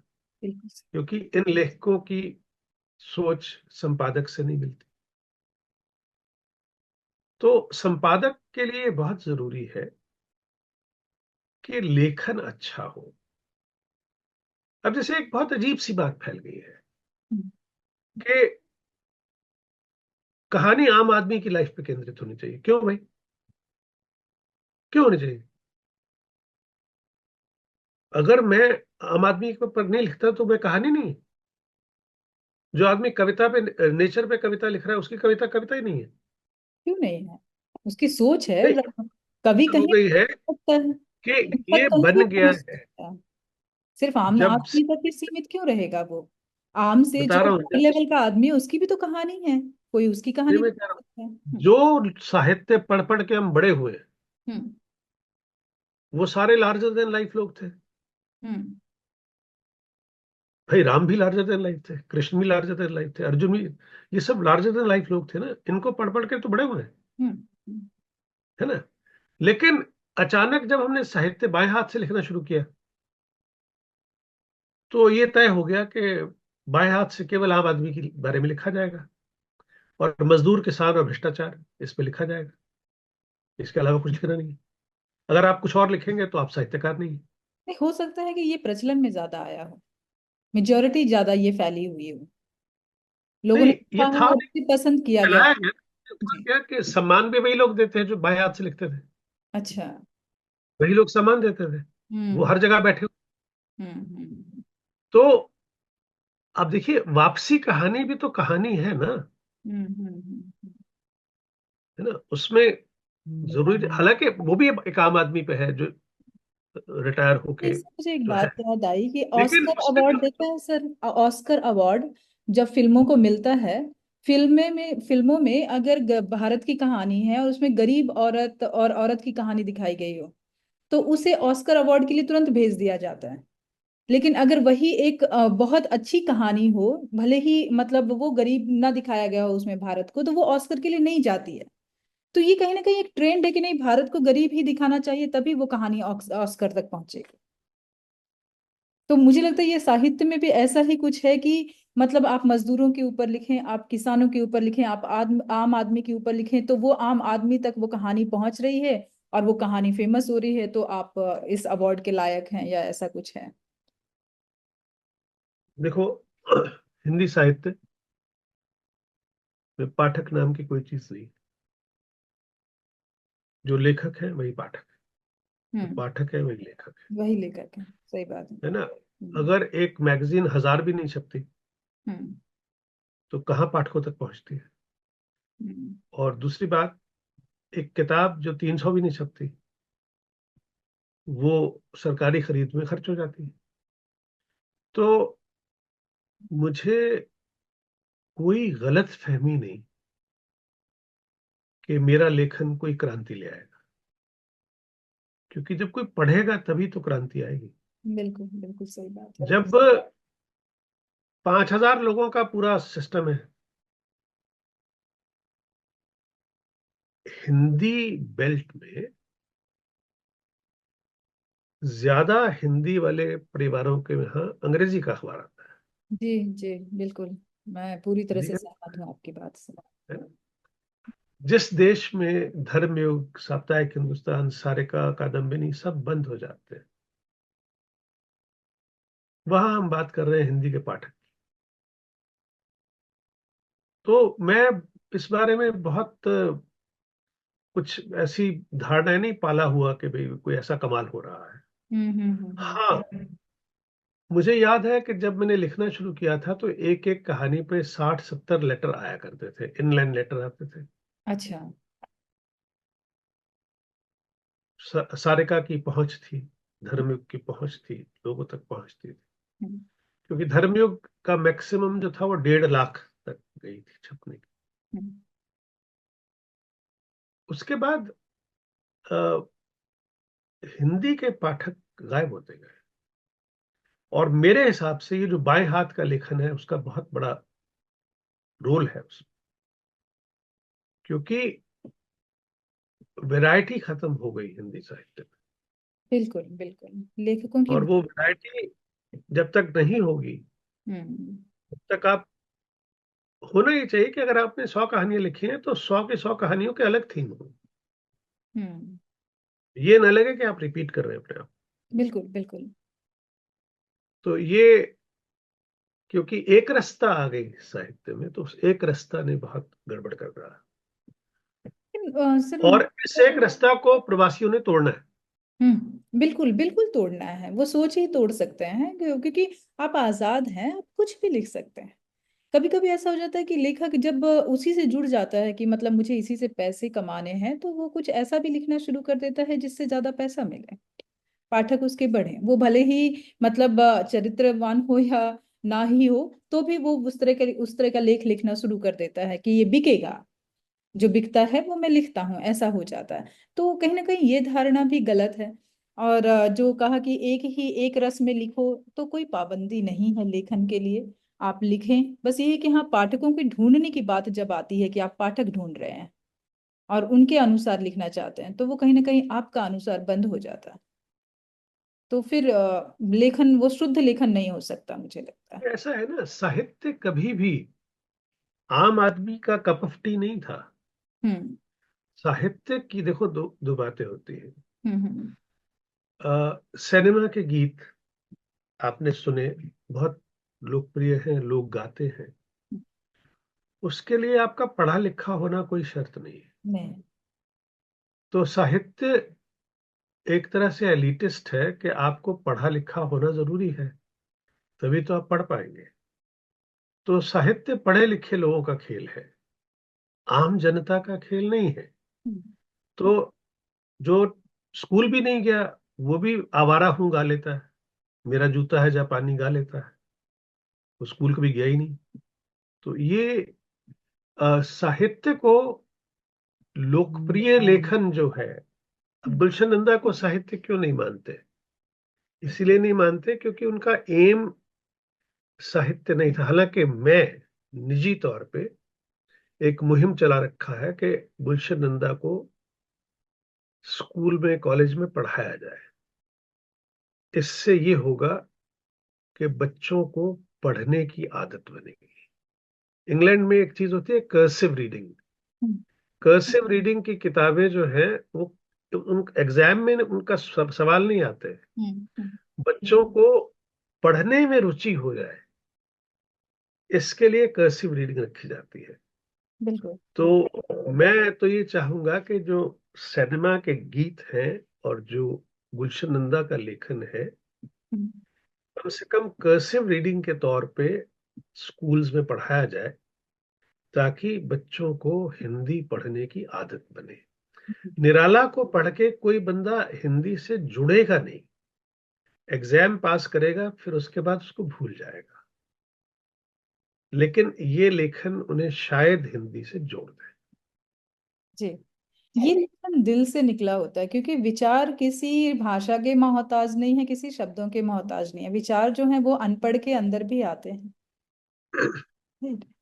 वो उसकी फीलिंग है, और वो फीलिंग को वो किस तरह से प्रदर्शित करता है। अगर समझिए कोई गूंगा है तो क्या उसके अंदर भावनाएं नहीं निकलती, क्या उसके विचार नहीं होते? उसे तो लिखने के लिए, उन विचार को व्यक्त करने के लिए माध्यम चाहिए, जिसे हम शब्द कहते हैं, जिसे हम वाक्य कहते हैं। तो ये बात यहाँ है कि जो वो विचार फील कर रहा है, वो सामने वाला उसे किस तरह से समझ रहा है। तो वो शब्दों के द्वारा ही वो उसे समझा पाता है, और वो सामने वाला समझ पाता है, पाठक समझ पाता है।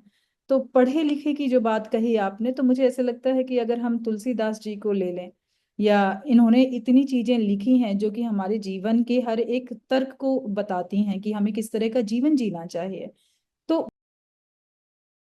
उन्होंने एक एक अंदर से आत्मा, जब आपके सामने इतने विचार होते हैं और आप उन्हें प्रकट करना चाहते हैं, तो कहीं ना कहीं ब्रह्मांड आपका साथ देता है, और आप लिखना शुरू करते हैं तो वो अपने आप उस लिखावट में बदल जाता है कि लोग पढ़ना चाहते हैं उस।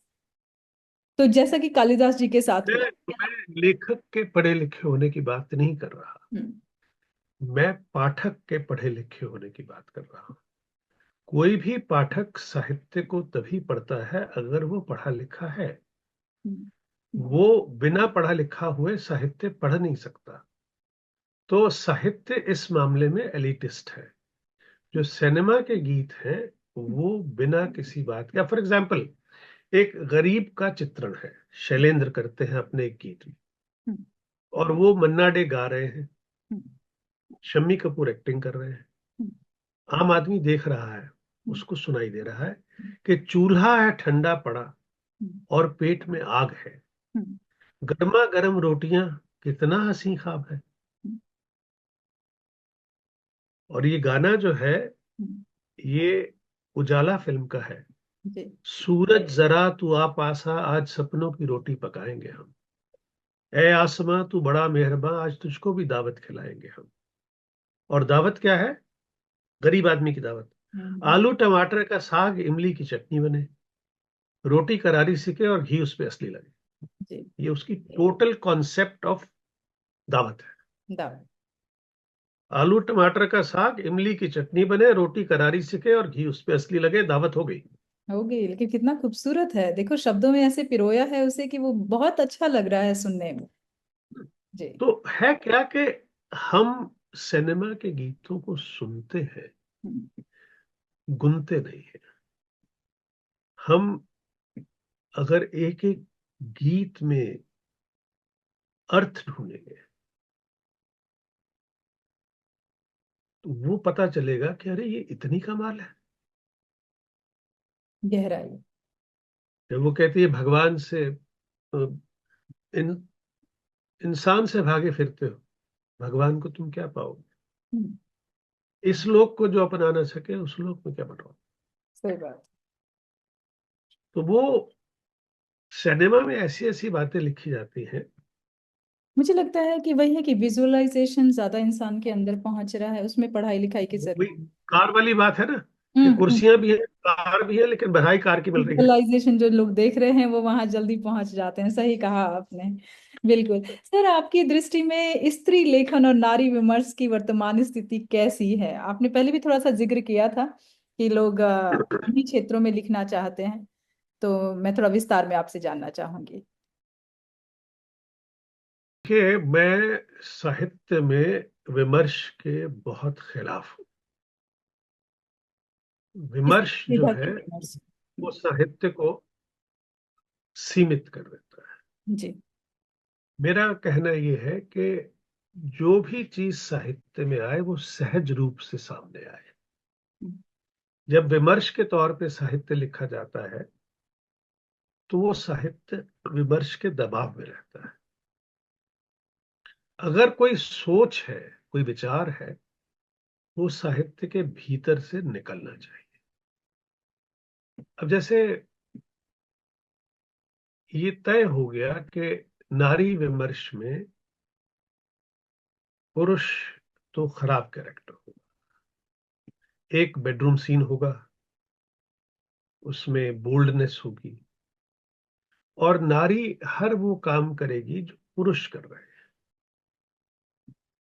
मेरा मानना ये है कि नारी नारी रह के भी बहुत अच्छे काम कर सकती है। जब पुरुष के वही काम अच्छे नहीं है, जो नारी को अच्छे नहीं लग रहे, तो वो कर क्यों रही है? जी है जी। ना? तो अब देखिए,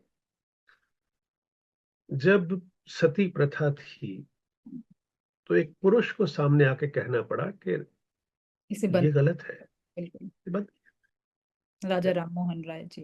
कि, विधवा विवाह नहीं होता था, हम्म, विधवाओं को छोड़ आते थे वृंदावन में जाके। हम्म, हम्म, वो सब मर्दों ने शादी की आगे बढ़ के उन विधवाओं से, तभी वो प्रथा खत्म हुई। खत्म हुई।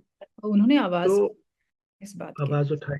तो हमेशा अ, स्त्री पे जो अत्याचार हुए हैं, जो भी उसके साथ गलत हुआ है समाज में, क्योंकि लेखन पुरुषों के हाथ में था उस समय, तो उन्होंने सवाल उठाए। उन्होंने दिखाया कि कैसे बूढ़ों के साथ गलत व्यवहार हो रहा है, नारी के साथ गलत व्यवहार हो रहा है। तो साहित्य में क्योंकि कलात्मकता की जरूरत है, जैसे ही आप विमर्श में आते हैं आप कठोर हो जाते हैं। एक तरफा हो जाता है। उससे क्या होता है कि आप सहज नहीं रह पाते। हम्म। और साहित्य के लिए फीलिंग्स तो पावरफुल होनी चाहिए, लेकिन ट्रैंक्विलिटी की बहुत जरूरत है। वर्ड्सवर्थ ने पोइट्री के बारे में कहा था, poetry is but A spontaneous overflow of powerful feelings recollected in tranquility। है ना? जैसे मुझे तुम पे गुस्सा आया और मैंने खट से कुछ लिख दिया, वो साहित्य नहीं है। प्रतिक्रिया। फिर मैंने उसके बारे में सोचा कभी, अब मैं उस सब को रीलिव कर रहा हूं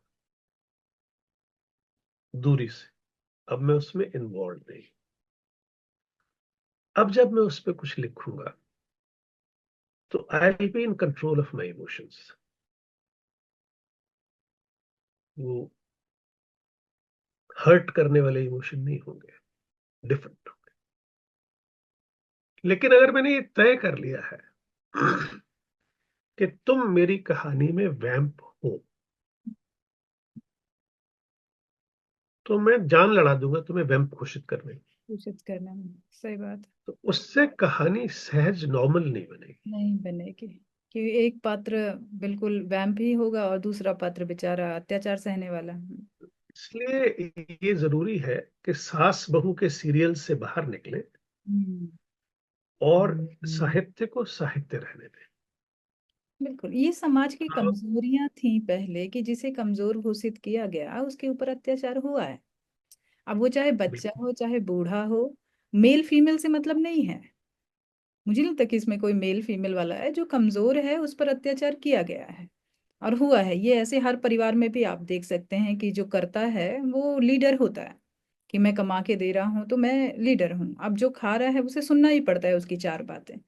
तो अब कहें कि मतलब किसे सही कहें किसे गलत कहें, यहाँ पे मुझे ऐसा लगता है कि इंसान को स्ट्रांग बनाने की जो मुहिम है वो होनी चाहिए, ना कि एक सिर्फ। बहुत अच्छी कहानी थी, मेरे को उस नाम नहीं याद आ रहा, लेकिन उस कहानी में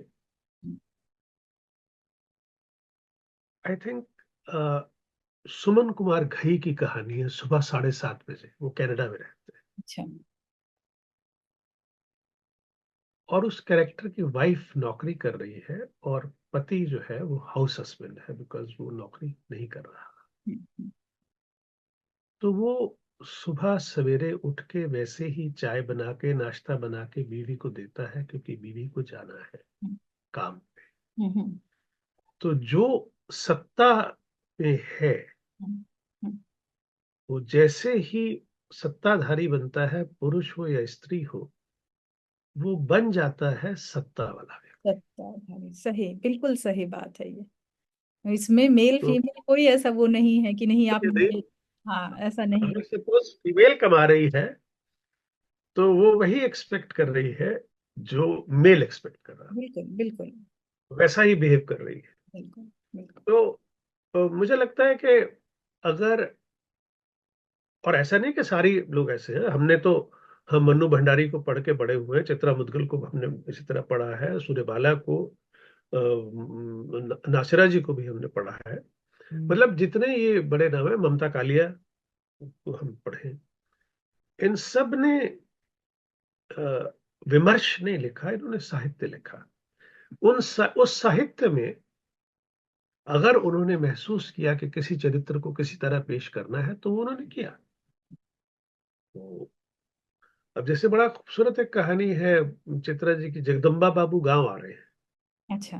तो वो कहानी इसलिए अच्छी है कि उसमें विमर्श नहीं है, उसमें एक नेता के गांव आने पे क्या क्या होता जी जी जी जी। है ना। तो बहुत इसी अच्छी तरह से मन्नू भंडारी की कई कहानियां हैं जो जीवन के बड़े खूबसूरत, बल्कि मैं सच्ची बात बताऊं, कई लोग पता नहीं एग्री करते हैं कि नहीं, मैं मन्नू जी को राजेंद्र यादव जी से बड़ा लेखक मानता हूँ।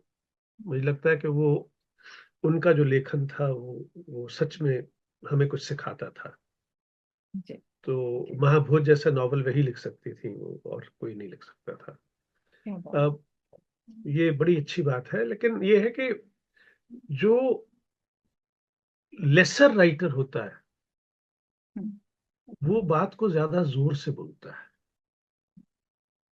और जो भरा पूरा लेखक होता है, जो पंजाबी में दना कहते हैं, मैच्योर, हम्म। वो अपनी बात को हल्के से कहता है, लेकिन उसकी आवाज गूंज बड़ी होती है, गहराई क्योंकि तक उसको, पहुंचती है वो। उसे उसका रिएक्शन लेना है लोगों से, अपने एक्शन से डराना नहीं है। डराना नहीं है, सही बात है। शब्दों में ताकत ये हो। जी। बिल्कुल सही, बहुत अच्छी बात कही आपने सर। तो आपने अपने साहित्य में भारतीय संस्कृति को किस प्रकार अभिव्यक्त किया है, विशेषकर प्रवासी संदर्भ में? बहुत कुछ बातें आप बता चुके हैं पहले भी प्रवासी शब्द के ऊपर, लेकिन मैं जानना चाहती हूँ कि आपने मतलब इंटरनेशनली लिखा है, सब चीज बाहर की भी, ब्रिटिश की सोच में भारतीय साहित्य लिखा है, तो भारत के बारे में क्या लिखा है इसमें, मतलब भारतीय संस्कृति को कैसे प्रदर्शित किया है? मुझे सबसे बड़ा शौक कल मिला। जी। एक शोधार्थी ने अ, तेजेंद्र शर्मा की कहानियों में भारतीय ज्ञान परंपरा पे एक आलेख लिखा, क्या बात। और मैं सच बताऊं, मुझे नहीं पता था कि मेरी कहानियों में भारतीय ज्ञान परंपरा है। सच में अभी भी मैं I am quite nonplussed. हम्म। बल्कि जब मुझे आगरा में बुलाया गया हम्म। और कहा गया कि आप भारतीय ज्ञान परंपरा पर बोलिए, हम्म। तो मैंने उनसे पूछा भारतीय ज्ञान परंपरा क्या है, हम्म। उसका सिलेबस क्या होता था, हम्म। उसके अंदर कौन कौन से राइटर्स हैं, कैसे कैसे क्या क्या चीजें पढ़ाई जाती थी, हम्म। क्या किसी भी गुरुकुल में या किसी भी आश्रम में कोई रिकॉर्डेड हिस्ट्री है कि भाई हमारे यहाँ ऐसे पढ़ाई होती थी। परंपरा तो वो है जो चलती आती है, तभी तो परंपरा बनती है। हम्म। लेकिन अगर हमारे पास कोई रिटर्न कुछ है नहीं, और हम केवल इमोशनल होके कहें कि भारतीय ज्ञान परंपरा ने विश्व को ये दिया, ये दिया, ये दिया, ये दिया, कुछ तो हमारे पास होना चाहिए ना जो हमने दिया। वो सब कहाँ लिखा था? सी ज्ञान को अध्यात्म से नहीं जोड़ना चाहिए। अध्यात्म एक अलग चीज है। ज्ञान वो होता है जो आम आदमी के जीवन पे असर करता है। तो 6 महीने तक एक लाइब्रेरी चली थी भारत में, अगर आपको पता हो तो। पूरे भारत में एक लाइब्रेरी थी जिसमें सब कुछ था, वो जल गई, सब कुछ खत्म हो गया। पूरे भारत में और कुछ नहीं था। सब लल्लू थे, अनपढ़ थे, जाहिल थे। एक्चुअली। किसी भी और जगह कुछ भी नहीं था। ऐसे नहीं होता है बच्चे। बहुत सारी दुनिया में बहुत सारी चीजें जली है। अगर कोई परंपरा थी, उसका कोई ना कोई चीज कहीं ना कहीं किसी और जगह पे भी तो होती ना। वो तो जल गया। क्या तक्षशिला में कुछ भी नहीं रखा हुआ था? उज्जैन में कुछ भी नहीं रखा हुआ था? कुछ तो रखा होगा ना। वो तो नहीं जले। उनकी तारीफ हम क्यों करते हैं? जलने से परंपरा खत्म नहीं होती। 1000 साल गुलाम रहे, आज भी परंपरा की बात कर रहे हैं ना। समस्या यही है कि परंपरा नाम की चीज थी नहीं। अगर परंपरा होती तो वो अपने समय के स्कूल कॉलेजेस में आगे बढ़ रही होती। हम्म। हर ऋषि का अपना एक मतलब, सिलेबस था। हाँ, सिर्फ एक ही इंसान के पास थोड़ी होता वो ज्ञान, अगर परंपरा होती तो परंपरा कोई है ना तो हर कोई जगह तो होता कहा ही रहा होता, नदी बिल्कुल सूख ही थोड़ी जाती। है ना। तो अब ये है कि शायद खोज हो, जो वर्तमान राजनीतिक परिदृश्य है, पहली बार ऐसे लोग आए हैं जो भारतीयता का सम्मान करते हैं। इससे पहले तारिक फतेह ने कहा था कि भारत एक ऐसा देश है जिसमें भारतीय परंपरा को निकृष्ट घोषित करके अपने आप को सेक्युलर साबित किया जाता है।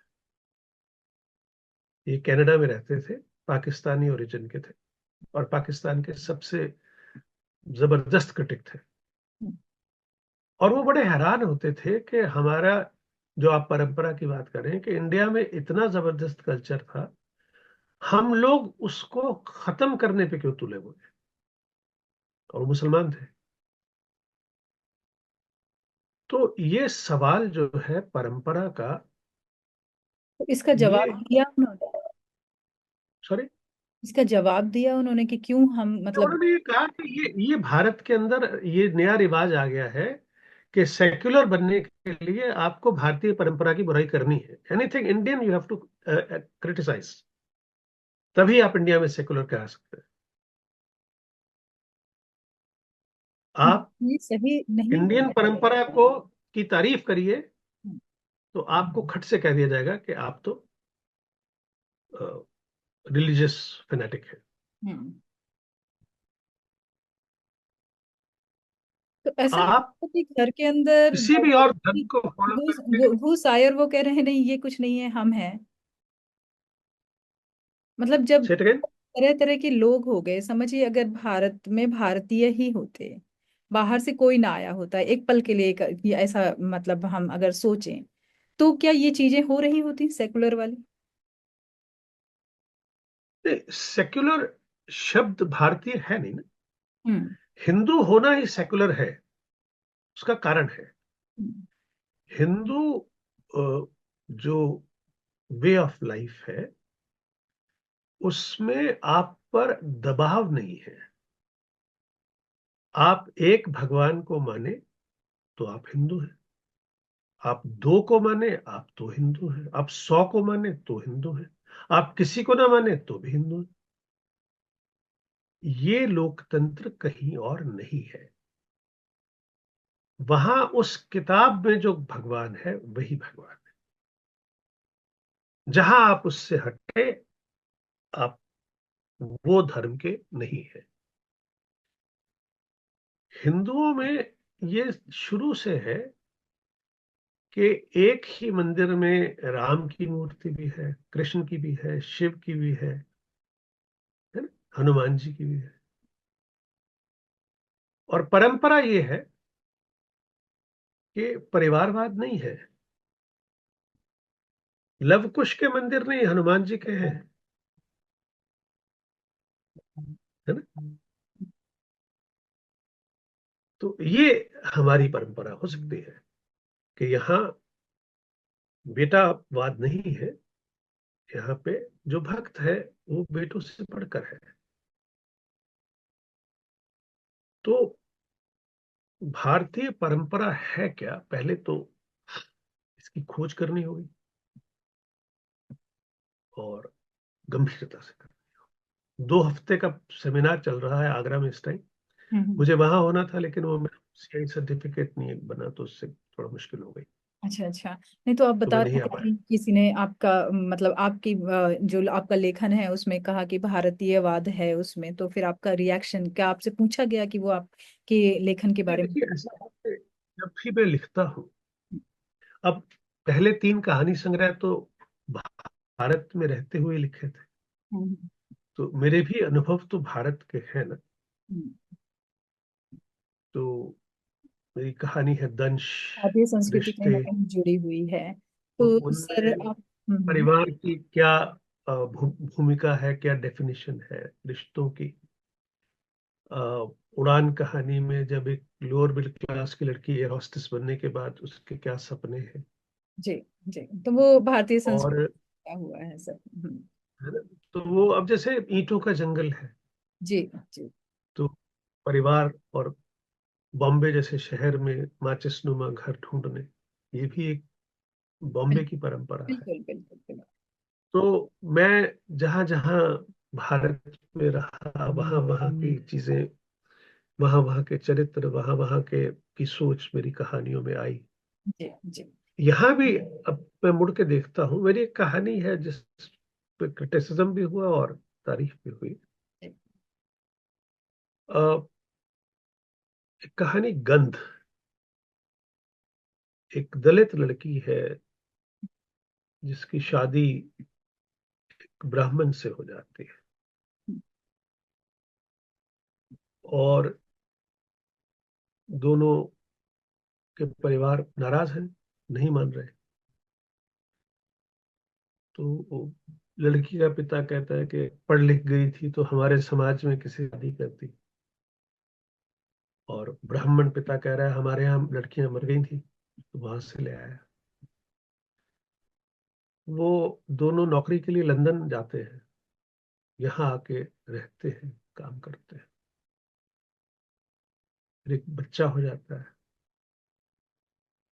अब जो लड़के के माता पिता हैं उनको लगता है कि अब ग्रैंड चाइल्ड हो गया, अब क्या लड़ाई करनी। तो वो बुलाते हैं, तो ये जाती है वापस परिवार के साथ। इसे अपनी माँ को तो मिलना है ना।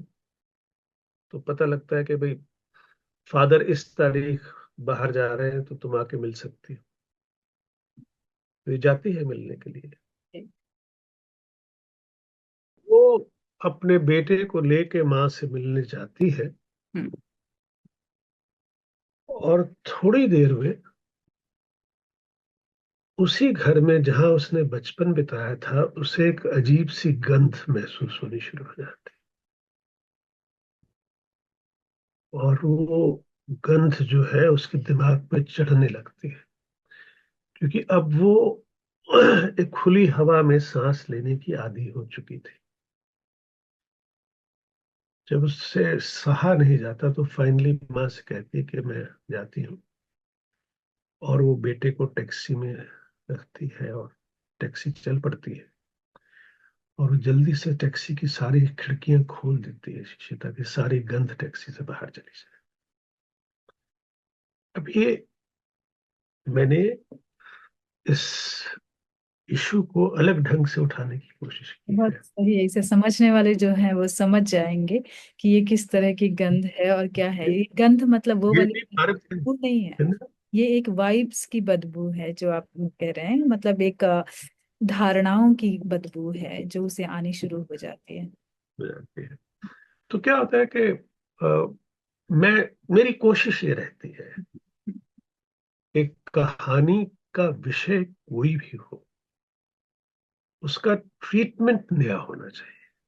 सही बात है, बिल्कुल सही कह रहे हैं आप। ये बिल्कुल वही बात है कि ये पाठकों को पहुंचाना कहाँ चाहते हैं।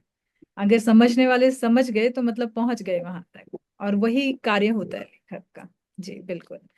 तो सर, अंत में हम आपसे जानना चाहेंगे कि आप भविष्य में कौन से नए प्रकल्पों पर कार्य कर रहे हैं, और हिंदी लेखन को लेकर आपकी क्या योजनाएं हैं।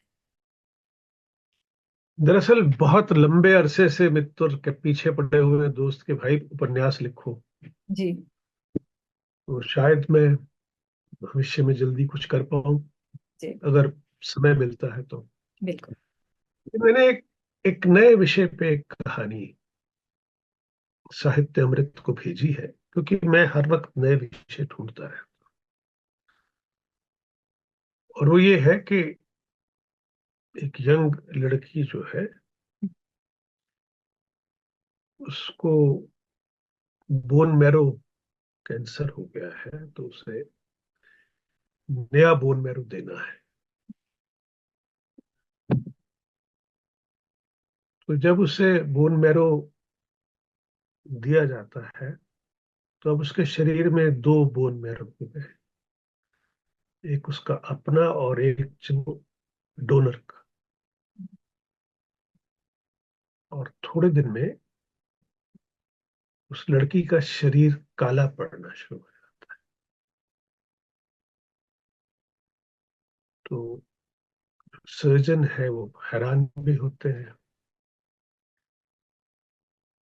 तो उन्होंने जब पूछा लड़की के माँ बाप ने कि ये तो बिल्कुल अफ्रीकनों की तरह काली होती जा रही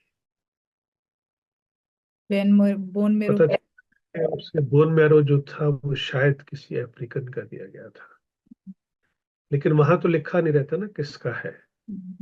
जैसे ब्लड पे ये नहीं लिखा रहता किस व्यक्ति का ब्लड है, बस ब्लड ग्रुप होता है। तो ये लड़की उस स्थिति में क्या महसूस कर रही। कहानी की तो मैं कहाँ से आई आपके दिमाग में। आ, वही बात कि किसी ने एक लाइन कही। हाँ मेरे कुछ। साथ एक कलीग है, हम्म। उससे बात हो रही थी कैंसर की। हम्म। तो उसने कहा, sir, my niece is in Germany, she had a bone marrow transplant, and suddenly we realized that uh, her complexion is changed. She has become a little darker than what she was. She was quite a fair girl. अब होता क्या है, कहने वाला बात कह के चला जाता है, लेकिन जो लेखक के भीतर वो जो तो चीज बीज होती डाल के चले गए, अब तो पेड़ बनना बाकी है। जी है बिल्कुल। तो फिर हम ढेर सारी रिसर्च की पानी और इसके ऊपर। खाद डालेंगे उसमें अपने विचारों का। और तो इस कहानी को कितना बड़ा आप बना सकते हैं, मैं जानना चाहती हूँ कि आपके अंदर की कला क्या कहती है कि क्या ये एक उपन्यास बन पाएगा या एक पतली सी कहानी बन, छोटी सी कहानी बन पाएगी। नहीं, देखो क्या होता है कि अ, जो लोग उपन्यास लिखते हैं हम्म। उन्हें विस्तार की आदत होती है। कहानी जो है वो फोकस्ड होती है, और एक जीवन के किसी छोटे से काल की, एक दिन की भी हो सकती है, एक हफ्ते की भी हो सकती है, 10 दिन की भी हो सकती है, निष्कर्ष होता है कि क्या। 6 महीने की भी हो सकती है, लेकिन वो पूरा जीवन नहीं होता। हम्म। और कहानी हमेशा वो जमाना खत्म हो गया जब कहानी का अंत में लिखा होता था and they lived happily ever after. ऐसा अब कहानी में, नहीं होता है। कहानी छोड़ दी जाती है कि भाई उसके बाद जीवन चल बात की रहा भी एक था। कहानी है। हम्म। तो इसलिए कहानी जो है मेरे हिसाब से हम्म। 2500 से 5000 शब्दों के बीच में अपनी बात आप कह लेते हैं। हम्म। हम्म। एक अच्छा कहानीकार इतने में हम्म। जो कुछ वो कहना चाहता है कह लेता है। जी। बाकी उपन्यास तो आप फिर जब लिखना शुरू करते हैं तो फिर उसमें जो एक एक भावनाओं को। माहौल है, जो कैरेक्टर्स, एक्सटेंशन करना पड़ता है उसका, खोल के भी हाँ क्या कुछ हो रहा है। बिल्कुल। ऐसा है। बिल्कुल। मतलब जो लेखक पाठक पढ़ रहा होता है उपन्यास तो उसे लगता है कि वो वहीं मौजूद है और वो एक पिक्चर दिख रहा है। इस तरह का विजुअलाइजेशन क्रिएट होता है दिमाग के अंदर। और दूसरी बात यह है कि कहानी लेखन में भी ये फर्क आया है। हम्म। पहले कहानी में होता था कि क्या हुआ क्या हुआ क्या हुआ, अब दिखाते हैं कि ये हो रहा है, हम्म। और सोचिए कि क्यों हो रहा है। हम्म। ये फर्क हो गया है, कहानी अब दिखाई देती है। बिल्कुल बिल्कुल। तो सर आप हमें बताएं कि आप दर्शकों को क्या संदेश देना चाहते मेरा संदेश यही है भाई, थोड़ी हिंदी पढ़ लिया करो, हैं। जी। कभी कभी बता दिया करो कि हिंदी पढ़ के कैसा बॉटम ऑफ द महसूस लाइन। ओके। हो। बहुत अच्छा लगा बात करके अनुसुईया, गॉड ब्लेस यू, खुश मुझे भी रहिए। आपसे बात करके बहुत अच्छा लगा तेजिंदर शर्मा, डॉक्टर तेजिंदर शर्मा जी। और मुझे ऐसा लगता है कि बहुत सारा कुछ है आपके अंदर जो एक एक घंटे में निकलना तो पॉसिबल नहीं है। तो कभी अगर और मौका मिला, जैसे आपने कहा कि आप अपने उपन्यास छापेंगे और हो सके तो आप मुझ तक भी पहुंचाइएगा, तो उस उपन्यास पर हम गहरी चर्चा करेंगे और आपसे फिर बातचीत करेंगे। हमारे मंच तक आने के लिए आपका बहुत बहुत शुक्रिया और धन्यवाद। और आपकी कहानी के लिए बहुत ढेर सारी शुभकामनाएं।